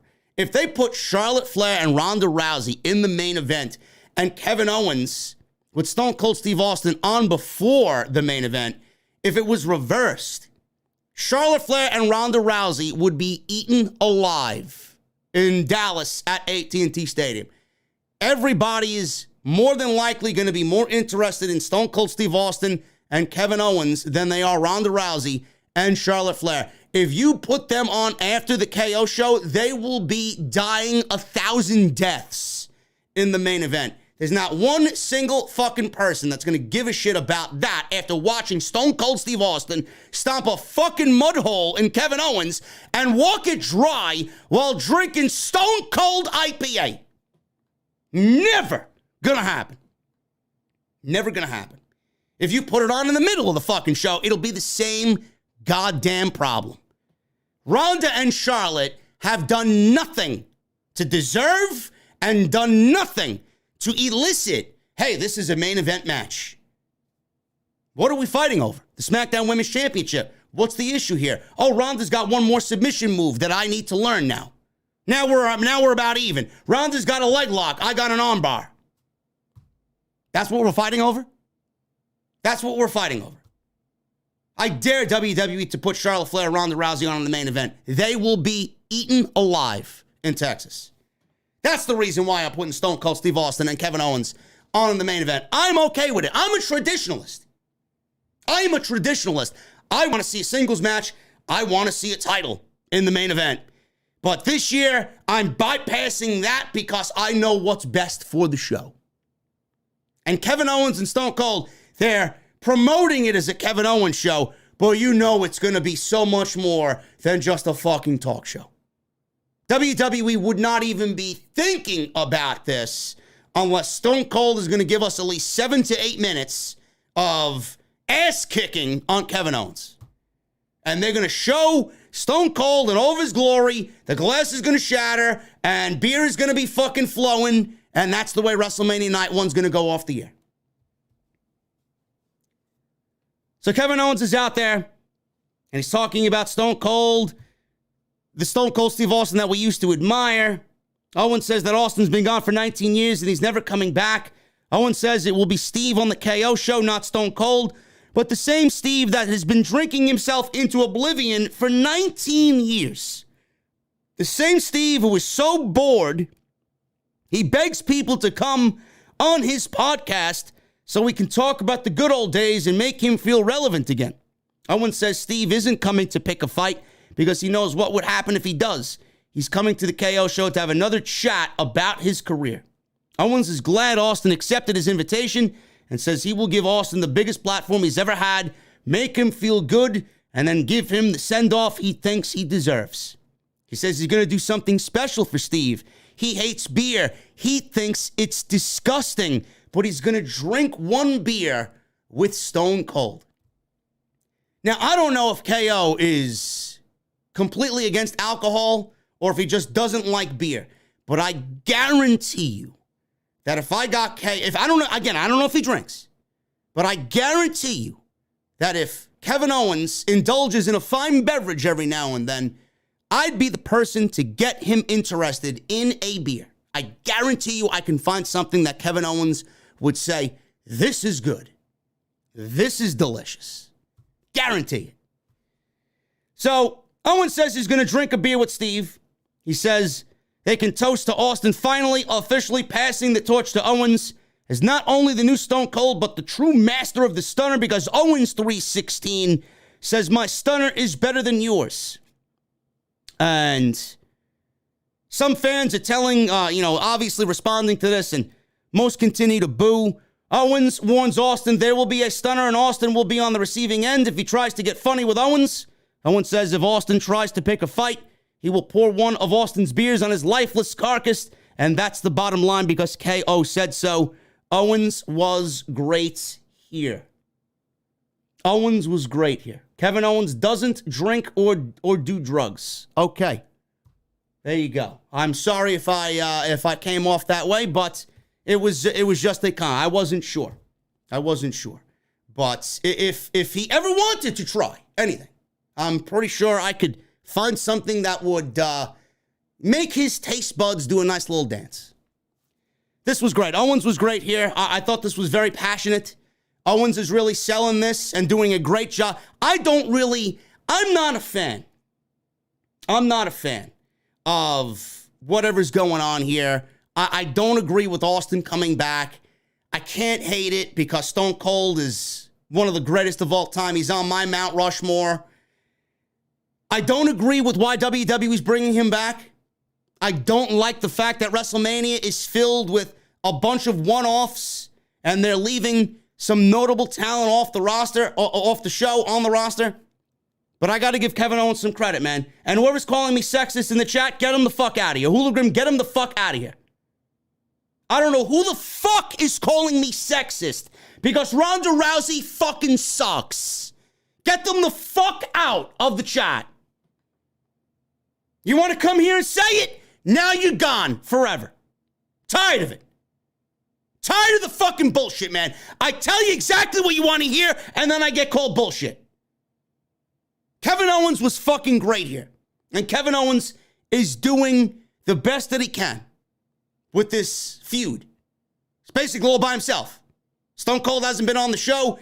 He wasn't ever going to be on the show, and KO is selling this going into WrestleMania and making it as good as it could possibly be. I don't agree with it. I don't agree with it at all. I don't like the part-timers and the one-offs. I don't like the negligence on the roster.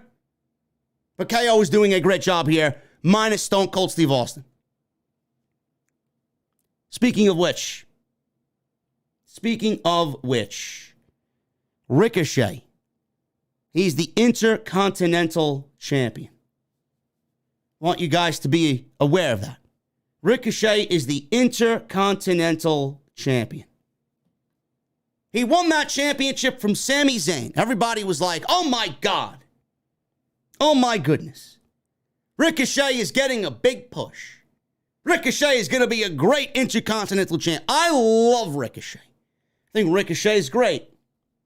I think Ricochet should be greater than an Intercontinental Champion. I think Ricochet has been kind of mistreated over the last 4 years. I think Ricochet should be one of the main event guys in the fucking company. Ricochet won the Intercontinental Championship from Sami Zayn a few weeks back. Ricochet goes into Friday Night SmackDown this week, loses to both Angel Garza and Humberto Carrillo. Ricochet shows up on Monday Night Raw and loses to Austin Theory in about 3 minutes. Ricochet lost 3 times since Friday, clean, as Intercontinental Champion. I don't understand how WWE could look at Ricochet and book him as poorly as they have. I don't know how WWE can look at the Intercontinental Championship and book it as poorly as they have.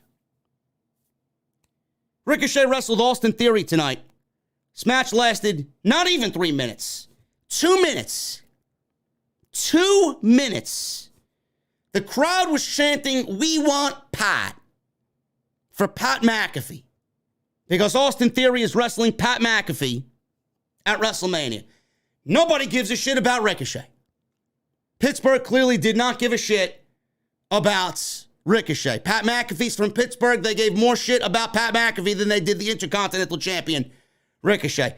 Theory won quick. 2 minutes, clean as a fucking whistle. With his ATL finish move, 2 minutes. Ricochet loses in a non-title match. You know, I remember vividly. I was one of the few people, and I love Ricochet. Like I said, I've been a big fan of Ricochet ever since he joined the WWE, man. Even before that. People criticized me. JD's always negative. WWE finally gives one of his guys what he wants, and he's still negative. He's this, he's that. He's never happy about anything. Where are these people now? Where are you people now is what I want to know.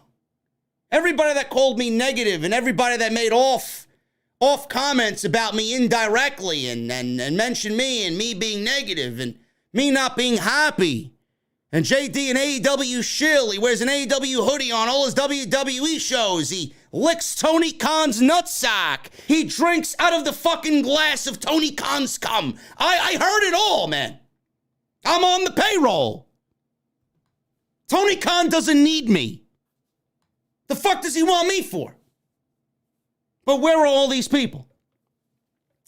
Where are all these people, man? I don't hear you now. You're really fucking silent, man. You're really quiet in the still of the night. Why is that? You want to know why? It's because I was right. I was right the entire fucking time. I knew exactly what WWE was going to do with Ricochet when he won that championship. If you are somebody that gives WWE any sort of benefit of the doubt, you are a complete Nimrod.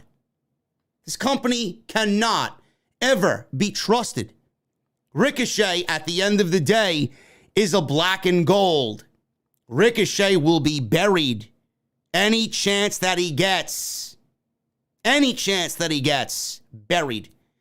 I wouldn't be surprised if Ricochet lost the fucking title on Fridays in a triple threat match with both Humberto and Angel Garza. Just take the title off him. But everybody was excited. Oh, Ricochet's the Intercontinental Champion. I was the one person who questioned, why are you so excited about this when you know better than I do exactly what's coming? You see, people in the community, they emit fakeness. They try and pretend to be positive, to stay away from the negative. They try and be positive to hide you from the truth because they think negativity is going to be a misstep for their channel. It's going to be a negative, quote unquote, for their channel. It's going to drive viewers away, right? But I honestly think the other way. If I'm not honest with you, I honestly think my dishonesty would drive viewers away. If I wasn't giving you guys exactly what you wanted to hear and the fucking truth of the matter, because at the end of the day, we want better shows, I don't think I would have 2,600 people beating a Fightful and beating every other fucking content creator that's live doing this thing on a Monday night. I wouldn't have any audience. Why are you here?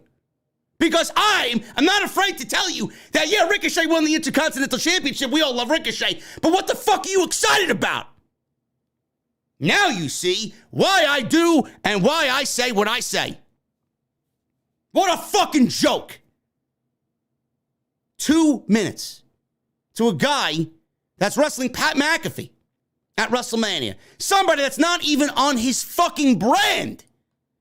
You couldn't pick anybody else in that locker room. Both Raw and SmackDown were backstage. You could not pick anybody else to wrestle Austin Theory tonight.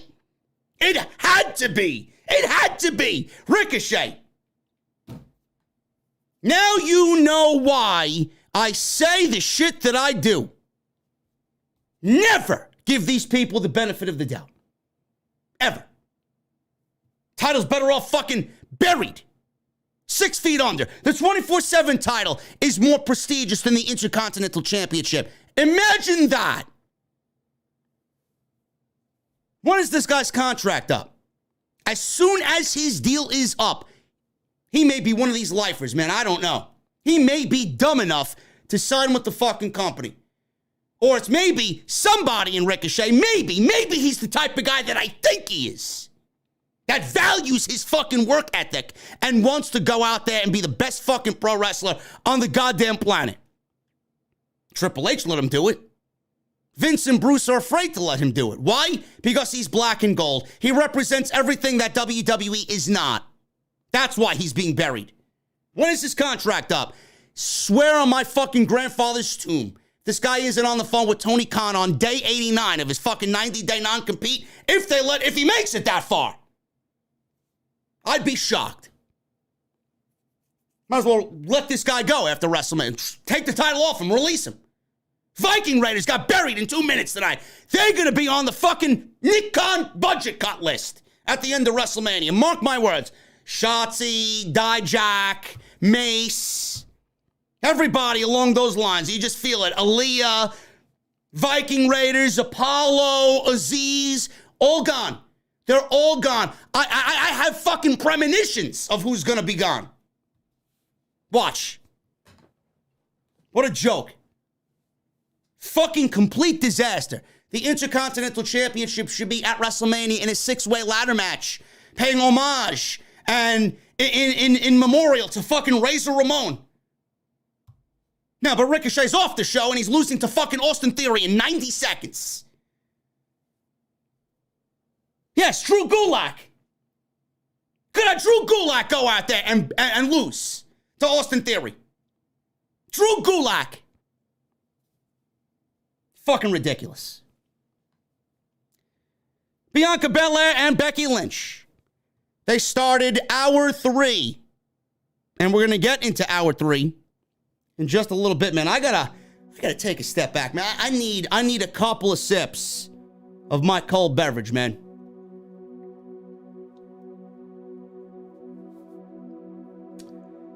That is damn good, man. That is damn good. We got 2,600 in the venue, man. Thank you guys very much for joining me on this Monday night. Free Monday Night Raw post show right here on Off the Scripts. Today, sponsored by my great friends over at Blue Chew. After a show like this, man, you're going to need some fucking Blue Chew, because I know for a fucking fact you're going into the bedroom disappointed. And nobody wants to feel disappointed, especially your partner, man. Come on. Guys, we all know that confidence really can take you far in all aspects of life. And when you feel confident, you're at your best, especially when it comes time to step up to the plate. That's where Blue Chew comes in. It's a unique online service that delivers the same active ingredients as Viagra and Cialis, but in chewable tablets at a fraction of the cost. You guys can take them anytime, day or night, so you guys can plan ahead and be ready whenever the opportunity arises. The process is very simple. You sign up at BlueChew.com. You consult with one of their licensed online medical providers, and once you are approved, you're going to receive your prescription within days, man. And the best part, it's all done online. You don't have to go to the doctor's office. There's no awkward conversations. There's no waiting in line at the pharmacy. Everybody knows how annoying that is. Blue Chew's tablets are made in the USA and prepared and shipped direct to your door in a very discreet package. You know, I usually say, man, first impressions, you only get one. That first impression is the most important. But when it comes to Blue Chew, man, it's about that lasting impression. That's what I always say when it comes to Blue Chew, man. What about those lasting impressions? And I got a special deal for everybody, man. You're going to sign up at BlueChew.com. You're going to use code JD at checkout. And you're going to get a free sample. All you have to do is pay the $5 shipping and handling. It's a great fucking deal, man. BlueChew.com, promo code JD. Receive your first month free. And you're going to BlueChew.com and get all the information and details that you need. And I want to thank them for once again sponsoring the podcast right here for the Monday Night Raw post show on Off the Script. Becky Lynch and Bianca Belair, man. I went hard on Becky Lynch last week. She cut a very Lord of the Ring-esque promo where everybody claimed that she was cutting the best promo of the entire year. Nowhere even close. Nowhere even close, man. She was talking about rings and fucking swords and wizards and Schmeagol and hobbitses. She was talking about all this shit, man. I thought she was auditioning for the next Peter Jackson fantasy film. Becky Lynch. She's out there. Well, she's not out there yet, but Bianca Belair is out there. Same old tired shtick with Bianca Belair. Comes out skipping and waving her braid and smiling. You know, I'd love to be a fly on the fucking wall, man, for these creative writers, Bruce and Vince. We gotta have Bianca smile. This is what I don't get. This woman had a steel chair wrapped around her fucking face, and she was thrown into the steel post. She makes her first appearance back since being dubbed with an injury, and she's out there smiling. You figure if you have that done, you're coming out and you're ready to fuck a bitch up. Now she's out there. Bianca Belair. I don't believe the miscast of characters and the mishandling of characters by WWE. It's ridiculous. Would you be smiling? Would you be smiling if somebody attempted to wrap a steel chair around your fucking face and impale you on a steel post? I know I wouldn't. But here she is, smiling. Belair brings up about last week and how she'd do anything to keep her title, Becky Lynch. Belair says she found out 2 weeks ago how long Lynch would go, or how low Lynch would go. She went pretty low with that fucking promo. Belair says her success threatens Lynch. What success? What success? You lost in 26 seconds. What success? Wow, beating Doudrop 8 fucking times. Wow, what success? Belair says she's back like she's never left. Belair says this is going to be something that goes on too long, dating back to SummerSlam, and Lynch has tried everything in the book to make sure the title stays with her. She goes on and asks what else Lynch has up her sleeve. I don't know, maybe she's got one of fucking Frodo Baggins' fucking recipes. Maybe she's got Gandalf the Grey's fucking magic spells, man. I don't know. What has she got up her sleeve? She reminds Belair, or Becky is out there now. I'm sorry, I'm skipping ahead here. What else does she have up her sleeve? Belair says Lynch has nothing because she will march into WrestleMania, take the title, and there's not a goddamn thing Becky can do about it. So Becky's music hits, and apparently she comes from underneath the ring because she's, again, trying to play Schmeagol from Lord of the Rings. She wanted to come from the lower doldrums of the PPG Paints Arena in Pittsburgh. So they start brawling, and Belair beats Lynch down in the corner, and Lynch drops her with a big knee. Becky comes with a steel chair shot to the gut, and then one over the back, so Belair is down. Becky talks some trash, and she pulls out a black sock. What's in the black bag, Becky? Scissors. All of a sudden now she's channeling her inner Brutus the Barber Beefcake, man. Remember him with the fucking scissors, the shears? She's gonna cut Bianca's hair. I told you it was next. The hair, bitch, she says. She pulls out some scissors. She tries to cut Belair's braid off, but Belair powers her up and gives her not one, but 2 KODs. Then Belair looks at the scissors. She picks up these scissors and she goes into maniacal mode and she starts cutting Becky Lynch's red hair, and Lynch's hair is all over the ring, man. She took a scissor job to Becky Lynch on Monday Night's Raw. Belair continued to do this. Sonya Deville and Adam Pearce come out with other officials to try and stop Belair. And Belair exits the ring and she's celebrating, laughing, walking up the aisle after the damage has been done. Becky Lynch finally wakes up from the 2 KODs and can't believe what happened. She's seething, And the fans are chanting, "You deserve it," as she's picking up the remnants of her hair. This wasn't bad. This wasn't bad. As long as we didn't get to hear Becky Lynch on a microphone, I'm all good in the hood. Bianca Belair, man, I could do without the smiling, especially in moments like this. I don't mind that the woman smiles. She got a very beautiful smile, but I don't need Bianca Belair to fucking smile as the first thing that I see after she was impaled on a fucking steel post and she was supposedly injured before showing up on Monday Night Raw tonight. We got to end that shit, man. That narrative by WWE management is fucking pathetic. I mean, for Christ's sakes, they had Braun Breaker come out on his first Raw appearance and smile. When the fuck did we ever see Braun Breaker smile? He's a Steiner, man. The Steiners don't smile. Give me a break. Seriously. That shit's gotta come to an end ASAP. Number one. Number two, I do not like the teasing of Bianca Belair getting her braid cut. I don't. That's her entire act, man. If that shit goes away, Bianca really has nothing left. So I don't want to hear it. I don't want to see it.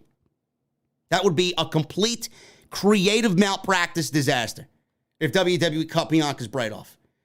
Becky's going to be fine, man. She had a couple of snips of her hair. She'll be fine. It's not like they shaved her bald. She'll be fine. But my one big question is, two questions for everybody. I don't know if you're new here. I gotta ask you guys, some of you may be new in the chat, just joining me, watching the stream for the first time. I want to pose this question to you.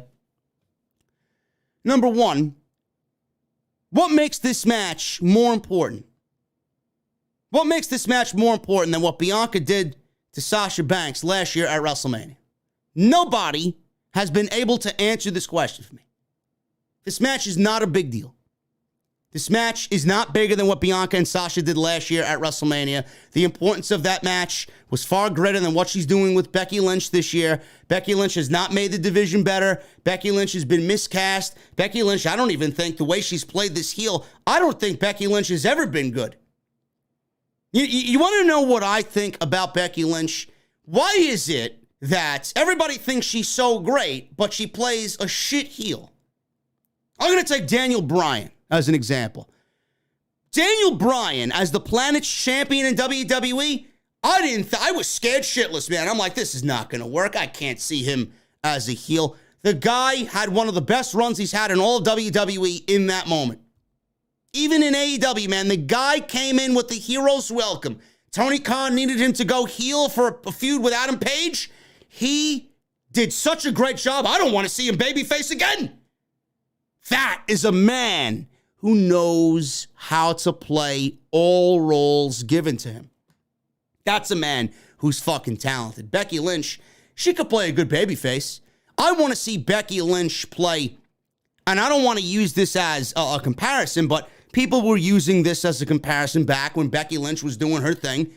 I want to see Becky Lynch be the ass kicker, the Stone Cold Steve Austin-like babyface for the women's division. That's when she was most enjoyable. That is when she did what she needed to do, and it was genuine. You had a little tease of that fucking cringe like Conor McGregor attitude in there, but now it is just complete imitation of Conor McGregor, and she does not play it right. She does not. So, in my eyes, I don't think Becky is as good as everybody claims that she is, because she's obviously failed with the heel run. Whereas everybody that I just mentioned, Bryan and anybody that wants to play that role, they could go flip a switch and make it seem like it was effortless. This match with Bianca Belair is not as important as what she did with Sasha Banks. But WWE is desperately trying to make it that way. And if you think WWE had long-term booking in mind with this feud, dating back to SummerSlam, you're a complete Nimrod. You're an idiot. WWE never had this in mind for WrestleMania. When they beat Bianca Belair in 26 seconds, WWE was not thinking at all about WrestleMania with Bianca Belair getting her revenge against Becky Lynch. This is the match at WrestleMania because there is nobody else. And they happened on, well, we have that to pay off. We'll do that this year. Bianca needs her revenge. We'll do it. She's beating everybody else. So there's no other women in the division for Becky Lynch to wrestle. Otherwise, she would be wrestling somebody else and not Bianca Belair. And the other thing is, I find it very bizarre how WWE had Bianca Belair on the go-home show get revenge on Becky Lynch. 2 KODs and a couple of snips of her hair. To me, I'm looking at this and I'm asking myself, and I'm going to ask you guys, do you feel like Becky Lynch is going into WrestleMania and losing that match? Do you feel after what happened to Becky Lynch tonight on the go-home show that she's losing at WrestleMania? I don't think so. I don't think Becky Lynch is losing at WrestleMania. I don't think Becky Lynch is losing that championship for a very long time. I don't know who it's going to be against, but it's not going to be Bianca. I can't see it. Pro Wrestling 101 says if something like what happened to Becky Lynch happened to anybody, I don't see them getting embarrassed on Monday and then again on Saturday. I just don't see it. What is Bianca going to do with the Women's Championship that Becky has not? These are legitimate questions. Becky Lynch, what has she done with the championship that is so special? What is Bianca going to do with the championship that Becky has not? You're downgrading at that point, and Becky is as low as you could get. She sucks. She's done nothing to make the division better. The division is at the worst state it's been in years. Years. She loses it to Bianca. Who does she wrestle then? Who does Bianca wrestle then? Lacey Evans? Nobody wants to see that. You know, she's ready to come back. Meanwhile, Becky Lynch can still be a heel because I don't see WWE going back on that and turning her babyface. Asuka's coming back. Maybe they call up EO. Maybe Rhea. WWE's got some big time fucking work to do to make that women's division feel right. I don't see Bianca Belair going into WrestleMania and being the leader that the women's division needs. I don't see WWE taking the championship off of Becky Lynch and having her in a division without the championship. WWE's not about that life yet. You know that they love their tried and trues. You know that they love their fucking elites. Bianca Belair is not winning that championship on Saturday. And after tonight, it's a very difficult thing to see. Handicap match. Madcap Moss and Happy Corbin versus Drew McIntyre. We don't want to see this match at WrestleMania, but WWE apparently thinks we want to see this match not once but twice in the same fucking week. This went 2 minutes. 2 minutes. And Corbin didn't even get in there. He tagged out to Moss. McIntyre had his way with Moss, chucked him into the corner. Corbin could tag in. Corbin left. He left his tag team partner high and dry. McIntyre gave Moss a Claymore kick, and that was it. Why bother? Yet I'll have fucking E-drones on social media telling me this was a great Raw. This was a great Raw? This show did nothing to get me excited about Saturday or Sunday. Edge. WWE has done fucking wonders. Edge, I should say. This is probably all his fucking doing. Never mind Bruce. Edge looks and feels great, man. He is coming off so good on television. Edge. We saw Edge attack Styles with a steel chair last week, resulting in AJ's DQ over Seth Rollins. Edge is backstage somewhere like Malachi Black is on AEW, man. He's in the dark. He's got this fog behind him. He's sitting there, and he's got a scale on the desk he's sitting at. He says he had a choice to make last week. Blast Rollins with a chair and give him another beating, which was tempting, or let fate take its course. He realized he and AJ need each other for various reasons.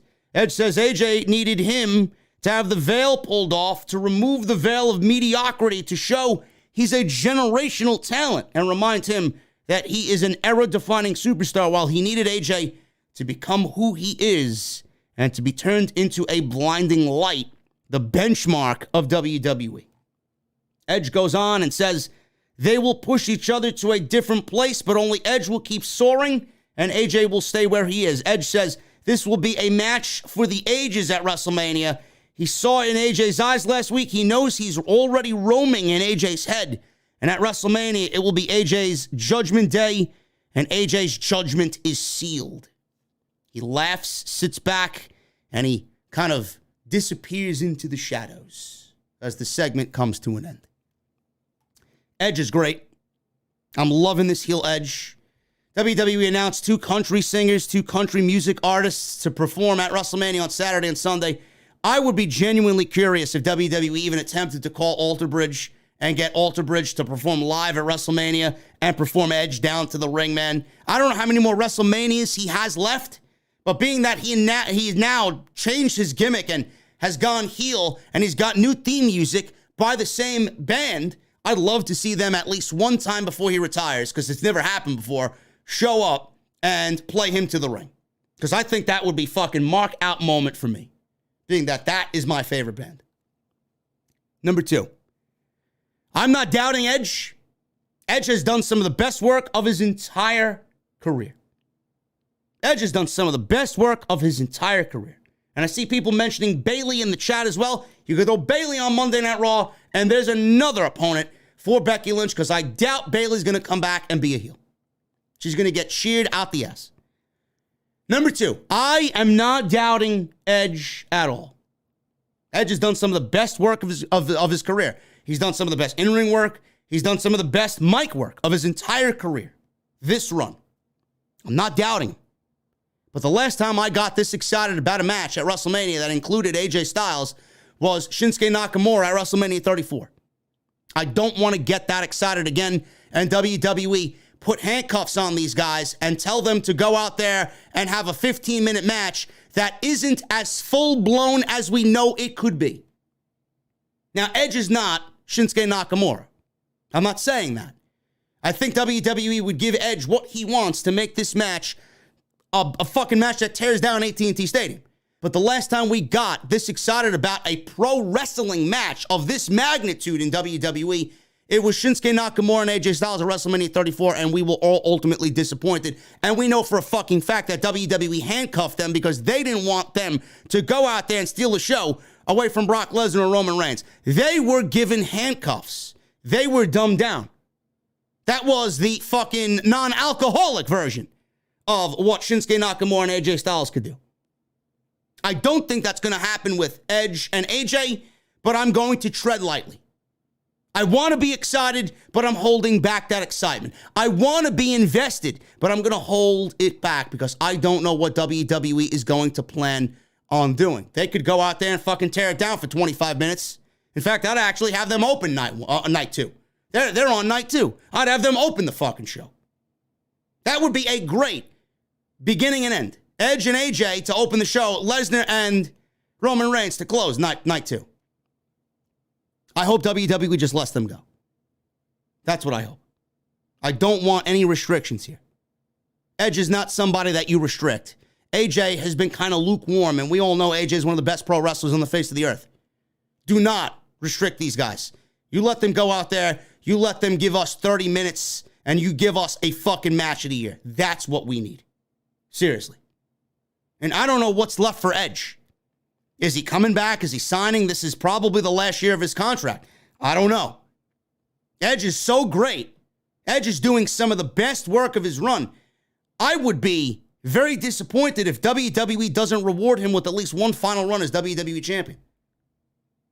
I don't know what the fuck's going on with the World Championship situation. Are we going to have one World Championship? Are we getting one brand? Is the brand split coming to an end? I don't know. So many questions. But AJ and Edge, man, should be a show stealer on Sunday night. AJ, he was interviewed by Sarah Schreiber. She asked for his reaction to what Edge said. AJ says Edge used a lot of words to justify another cheap shot. AJ goes on and says Edge has changed his look and his music in an attempt to get in AJ's head. Mission accomplished. All AJ has thought about is what he plans to do with Edge. AJ says Edge wants to destroy him, and the feeling is mutual. AJ says the verdict is in. He will deliver a beating to Edge at WrestleMania, one that the WWE Universe and Edge will never forget. Should be a great match. Like I said, again, no restrictions. None. Main event. RK-Bro, the Raw Tag Team Champions, against the Usos, the SmackDown Tag Team Champions. Don't believe when WWE tells you that Monday Night Raw versus SmackDown happens once a year, every Survivor Series. No. This is a Raw versus SmackDown match in the main event of Monday Night Raw. I've said this for weeks now. RK-Bro should be at WrestleMania against the Usos. This should be the unification of the tag team championships at WrestleMania. Nothing else made sense. RK-Bro beat everybody on their show. The Usos have legit no competition on SmackDown. This was a match that could have easily been slid onto either night of WrestleMania. And WWE did not do that. We get it here, and it means nothing. It means nothing. We've seen this already. We see it again, and there's nothing on the line. This match never even made sense to begin with because RK-Bro can't lose. They have a tag team title defense on night 2. The Usos, they can't lose. They're defending the titles against Shinsuke Nakamura and Rick Boogs on night 1. Neither one of these teams can lose. And Jay and Jimmy Uso, they've lost to both Boogs and Nakamura in singles matches the last 2 weeks on SmackDown. So why are we going to get either one of these teams losing going into WrestleMania? I don't get it. If the match doesn't make sense, don't do the match. If it's going to have a non-finish like this and nobody can win, don't do the match. Orton fought off Jimmy, tagged in Riddle. Riddle handed out a bunch of suplexes, hitting Jay with a senton to follow. Jay responded with a Samoan drop. Usos took control. They were beating down Riddle, tossed Riddle over the barricade into the timekeeper's area. They were in control until Riddle broke free, hit Jay with a running knee. He made the hot tag to Randy Orton, who gave Jimmy a power slam. Jay, at the same time, blind tagged in. Jay tried to schoolboy Orton, but Orton gave him a power slam. Riddle wiped out Jimmy with a dive as Orton gave Jay his signature draping DDT. Orton was going for the RKO, and the Street Profits, Montez Ford and Angelo Dawkins, come out, ran out, and attacked Randy Orton for the DQ. Nakamura and Boogs, they come out. They were sitting at ringside on commentary, not doing much of anything. They jumped in the ring to attack the Usos. They cleared the ring. Montez Ford set up for his frog splash on Orton. Riddle gave Dawkins an RKO. Riddle then hoisted up Ford into an RKO for Orton, who he hit with the RKO. Orton and Riddle assisted each other in handing out additional RKOs to Ford and Angelo Dawkins. And that's the way the show went off the air, with Orton and Riddle standing tall. Montez Ford and Angelo Dawkins, RK-Bro, they did not get a babyface reaction. I don't know what's going on with them. They seem to be a team that's lost in the shuffle right now, where WWE is in a position where they don't know what the fuck they're doing with the Street Profits. The Alpha Academy, I think Otis and Gable have been great, but I just get a sense that WWE is about to cool them off because Chad Gable has been getting too over. Everybody's speaking highly about Chad Gable. They're going to cool him off because they didn't really expect it to get as over as it did, or him to get over as he did. So they may dumb that down. You got Boogs and Nakamura out there. They jumped in. The Usos were in there. The Profits were in there. The Alpha Academy was in there. RK-Bro was in there. If I was WWE, I would put all these teams in a fucking huge-ass match, and I would put both tag team titles on the line, and the winner gets both tag team titles, and we unify these divisions. Seriously. Operating the way WWE is operating right now on Raw and SmackDown, with 3 teams on one show and 4 teams on the other, I don't know how anybody could look at this when they come to work every day and look at their tag team division and look at the show that they have to put together and realize that there's no fucking teams, how they wake up and see this and actively do nothing about it. This match should have been the match at WrestleMania. RK-Bro and the Usos should have been the match at WrestleMania. Not what we're getting. What we're getting at WrestleMania with RKBRO is nothing but a rematch minus Kevin Owens and Seth Rollins from a few weeks back. Nakamura and Boogs challenging the Usos. The only reason why that's happening is there's no teams for the Usos to beat. There's no teams for the Usos to challenge. And you know WWE wants Rick Boogs to do that Nakamura entrance in front of 70,000 people. That's it. The guitar entrance and him doing his shtick. That's it. WWE is fucking clueless when it comes to tag team wrestling. But after tonight, something desperately needs to change. There's no perfect time to change that than the Raw after WrestleMania. But this should have been the main event, or this main event, I should say. This main event match was the WrestleMania match that should have been. No question. I appreciate you guys, man. Thank you so much for joining me on this Monday night. I think we broke that shit down better than anybody, man. Thank you so very much for hanging out with us. We're going to go over these super chats right now, man. Get them on in, man. It's last call at the bar for those super chats. We hit 1,000 likes. I see you guys, man. Thank you so very much for the 1,000 likes, man. Always helps out the video. Thank you for making us number one tonight in the YouTube wrestling community. Make sure you guys follow me on Twitter, man. That's where I'll be all week. At JDfromNY206 on Twitter and Instagram. Hit that subscribe button down below. Turn on the bell for notifications. Continue to join the VIP club, man. Become a channel member. You guys get those emotes and those custom badges next to your name. We just hit over 400 channel members, man. So become a part of the ever-growing OTS VIP club. And go check out all the other videos that you might have missed. Off the Script 423 on Saturday. We got WWE 2K22 gameplay, man, all last week and even today, man. New episode 3 today dropped early this afternoon. Go and check that out. More content coming this week. I'll be live tomorrow night for NXT and their go-home show for Stand and Deliver. Wednesday, I'll be live with Dynamite. Jesse will be there. Hopefully no mic issues on his end. Thursday, Off the Script 424. Friday, we ain't covering SmackDown, baby. We ain't covering SmackDown on Friday, man. I will be live after Ring of Honor, Super Card of Honor. We'll be doing that, man. Tony Khan's first venture with Ring of Honor. We'll be live with that post-show right here on OTS. Saturday afternoon, Takeover. Or not really Takeover, man. I keep calling it Takeover. Stand and Deliver. I'll be live after Stand and Deliver. Night 1 of WrestleMania, I'll be live for that. Night 2 of WrestleMania, I'll be live for that. Monday Night Raw. Jesse, there's everything wrong with your mic, bro. There may be nothing wrong with your mic, but there's something wrong with your fucking PC. With all its sham, drudgery, and broken... There's a lot of content coming up, guys. I'll be live.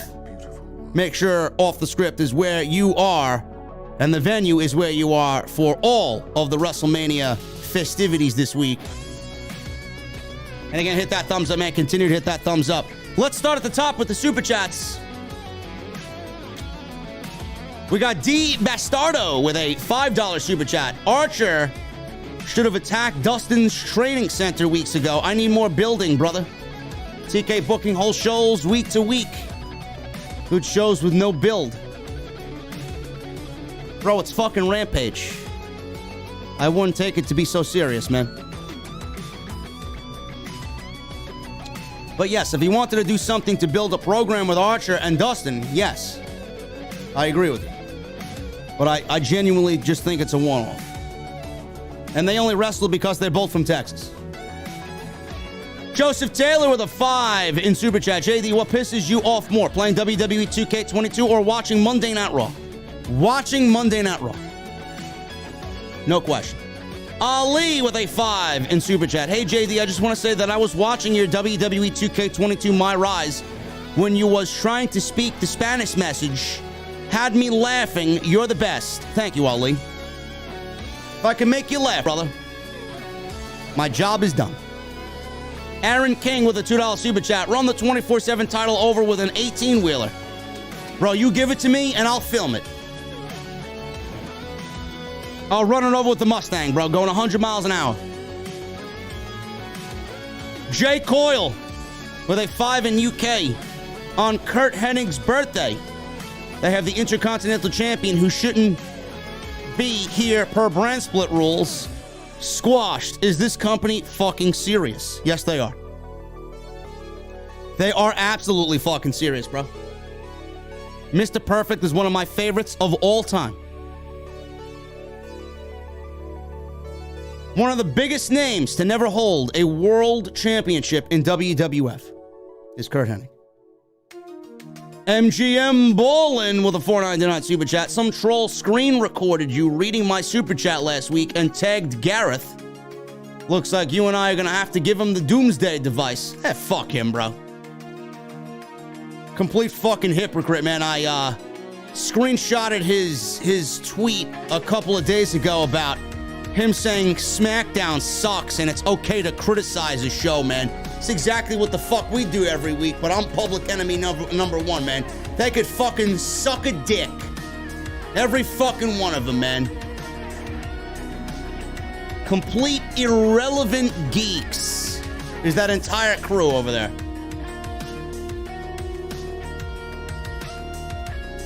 You know what it is? Ballin', you know what it is, bro? They made it so far into the fucking video, man, that they screenshotted me and the super chats, man, which means they watched 2 hours of my content. So who wins? It's a lot of ad revenue. 2 hours time, man. It's a lot of ad revenue. You know?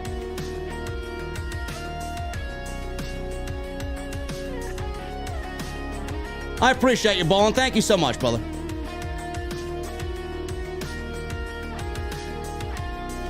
The Black Astronaut Leo with a $5 super chat. I would call Monday Night Raw a joke, but jokes are entertaining.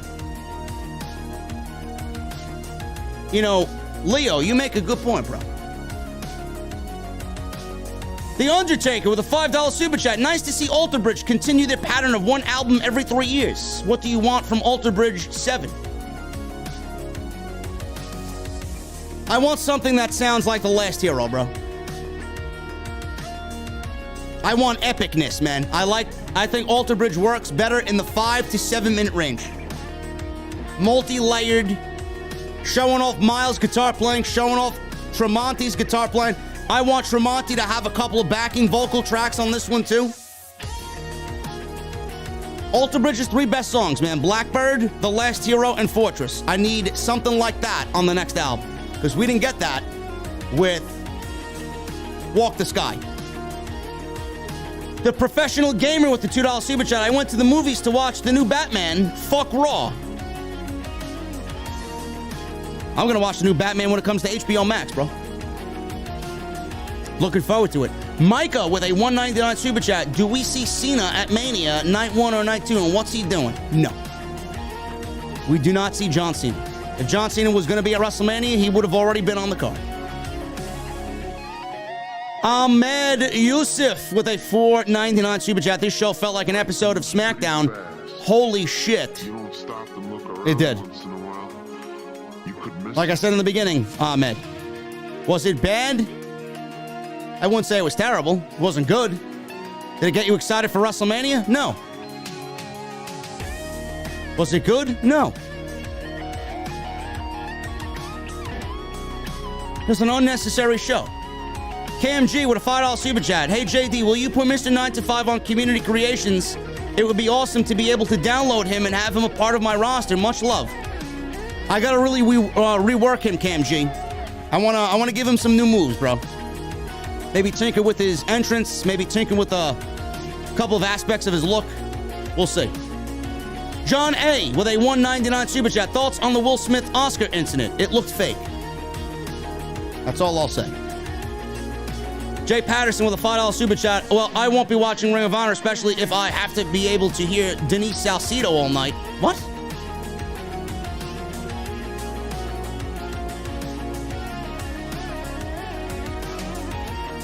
Please, for the love of God, tell me she's not. I may have to watch SmackDown. For the love of God, please tell me she's not doing commentary for the show. Please. Is she doing commentary for the fucking show?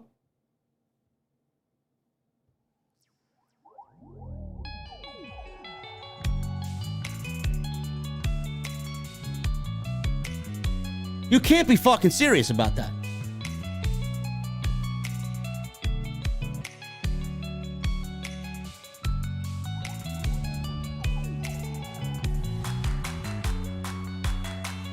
Why would you tell me that, bro? Jay Patterson, what the fuck's wrong with you, man? You better be bullshitting, bro.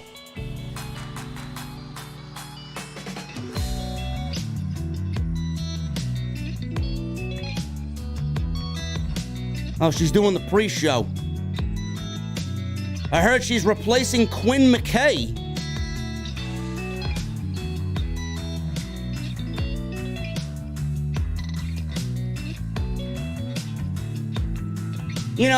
It really,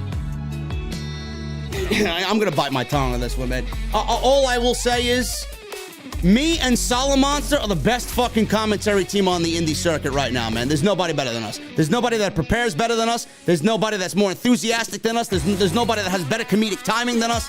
I don't know why we don't get considered.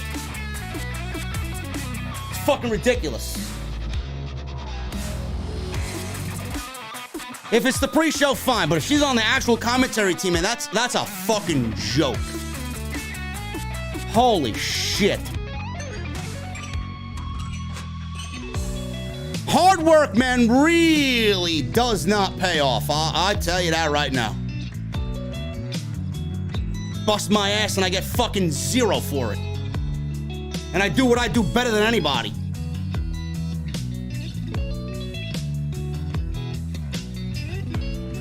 Brandon Jefferson with a $4.99 super chat. Rhonda spared us from a nap tonight. Can't wait for Veer to come next week.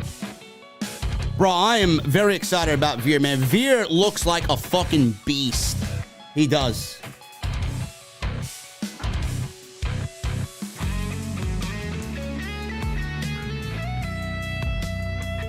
Jesse, I'm about to fucking dump you for real.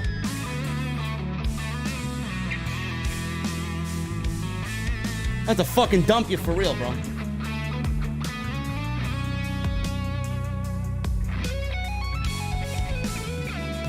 John A. with a $1.99 super chat. What woman would you want to marry the most? I don't know why this is a question, John A. This is a question that shall not be answered. Lauren Hutton with a $5 super chat. Why couldn't we just get the Usos RKBRO at Mania for the unification? Also, this Mania should have been called Celeb Mania or Triple Mania. Shaking my fucking head. I don't know, Lauren. I don't know.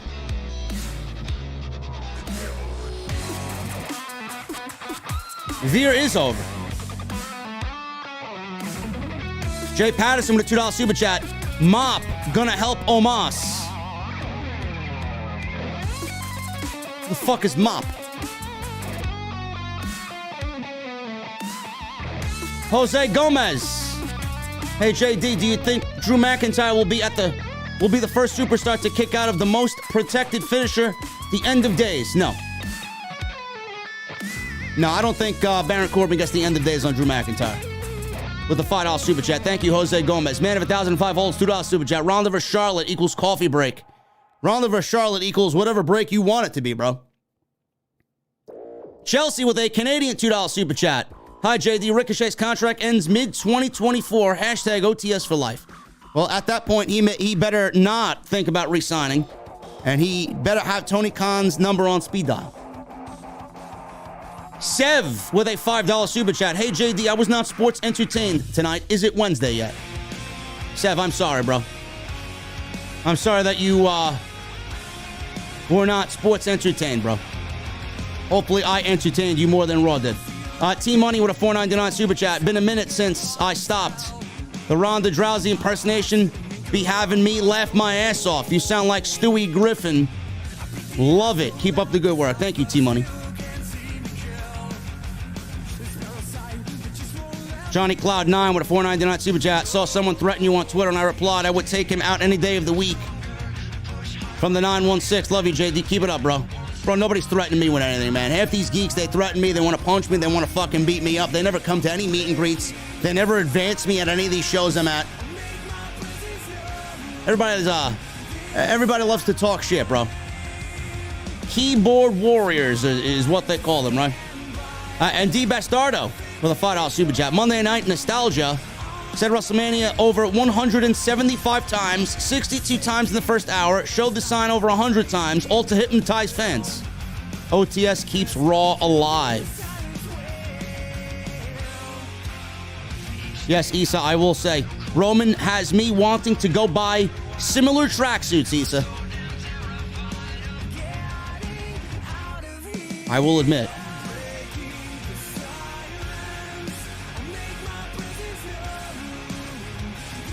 Yes, Issa had the floodgates open for her tonight because of Roman's anger.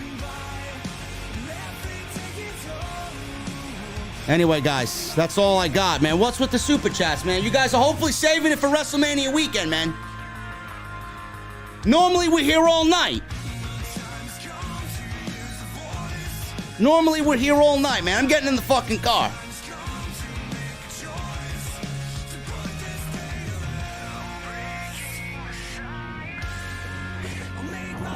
Make a phone call to Jesse here. Yeah, Jesse, listen. I need you to go to the liquor store, bro. I need all the top shelf liquor, man. I don't know what happened to it. I don't know. We haven't even been busy all week. Where the fuck did it go? I need the good stuff, bro. Take the company card. I need you to go buy liquor. I need you to go buy organic sour cream, okay? Titus is coming in. He's going to make the tacos, bro. I'm going to have to relieve you of your taco duties for the weekend. Titus is going to have some of those, some nice tostados, man. He's got tostadas. I don't know what the fuck he's cooking. He's got something going on. He's got something going on. All right, listen. Just, no lip, man. Shut the fuck up, all right? Telling me what to do, man. If I want to rant about fucking Denise Shilcito, I'll fucking rant about Denise Shilcito, okay? You know the job I do on commentary, man. I'm the best. All right, listen, mop the floor, too. I don't know what is so sticky on the fucking floor? What is so sticky, man? What am I stepping in? This fucking guy, man. He's just not even here, bro. The floor shouldn't even be sticky. All right, listen. Keep me updated on your computer, man. You got another mic problem, I'm gonna shove it up your fucking pee hole, okay? We can't have you sounding like shit, man. I gotta have the fucking AEW locker room impressed. You know, we gotta impress Julia Hart, okay? We can't have Thunder Rosa listening to us and you sound like shit, bro. All right, I'll see you tomorrow. This fucking guy. Oh my goodness, man. Anyway, guys, I'm getting out of here. Thank you, guys, for all the support, man. Johnny Cloud with a $4.99. One more for you, bro. Hopefully see you soon in the future. I'm pretty high and need some good stuff, Jesse. Johnny Cloud. Hopefully you take that energy into the venue on Saturday, man. It's going to be a busy day. Thank you, guys. Thank you for the thumbs up. Thank you for the super chats. Thank you for all the support. 2700 live tonight. Number one in the IWC. As always, man, take great pride in that. Glad you guys enjoyed the show. We broke it down tonight on this go-home edition of Monday Night Raw. I'm about to relax, do some gaming, maybe have a cold beverage. For real. And I will see you guys tomorrow night, man. I don't know what's going up during the day, but I'll be live for NXT. We'll be in the venue for NXT, man. No matter how terrible NXT is, we'll be here. I heard Nikita Lyons is wrestling tomorrow night, man. I gotta see this. We may replace Tony. Anyway, I'm getting out of here, guys. I need two things before I get out of here. Number one, I need those guitar emojis in the chat. My VIPs, I need those Mustang emojis in the chat. And number two, man, I need, when that music comes on, that guitar solo comes on, I need that music on max. Guys, I'm getting out of here. I'll see you tomorrow night live from the OTS venue for NXT right here on Off the Script. I'll see you guys later.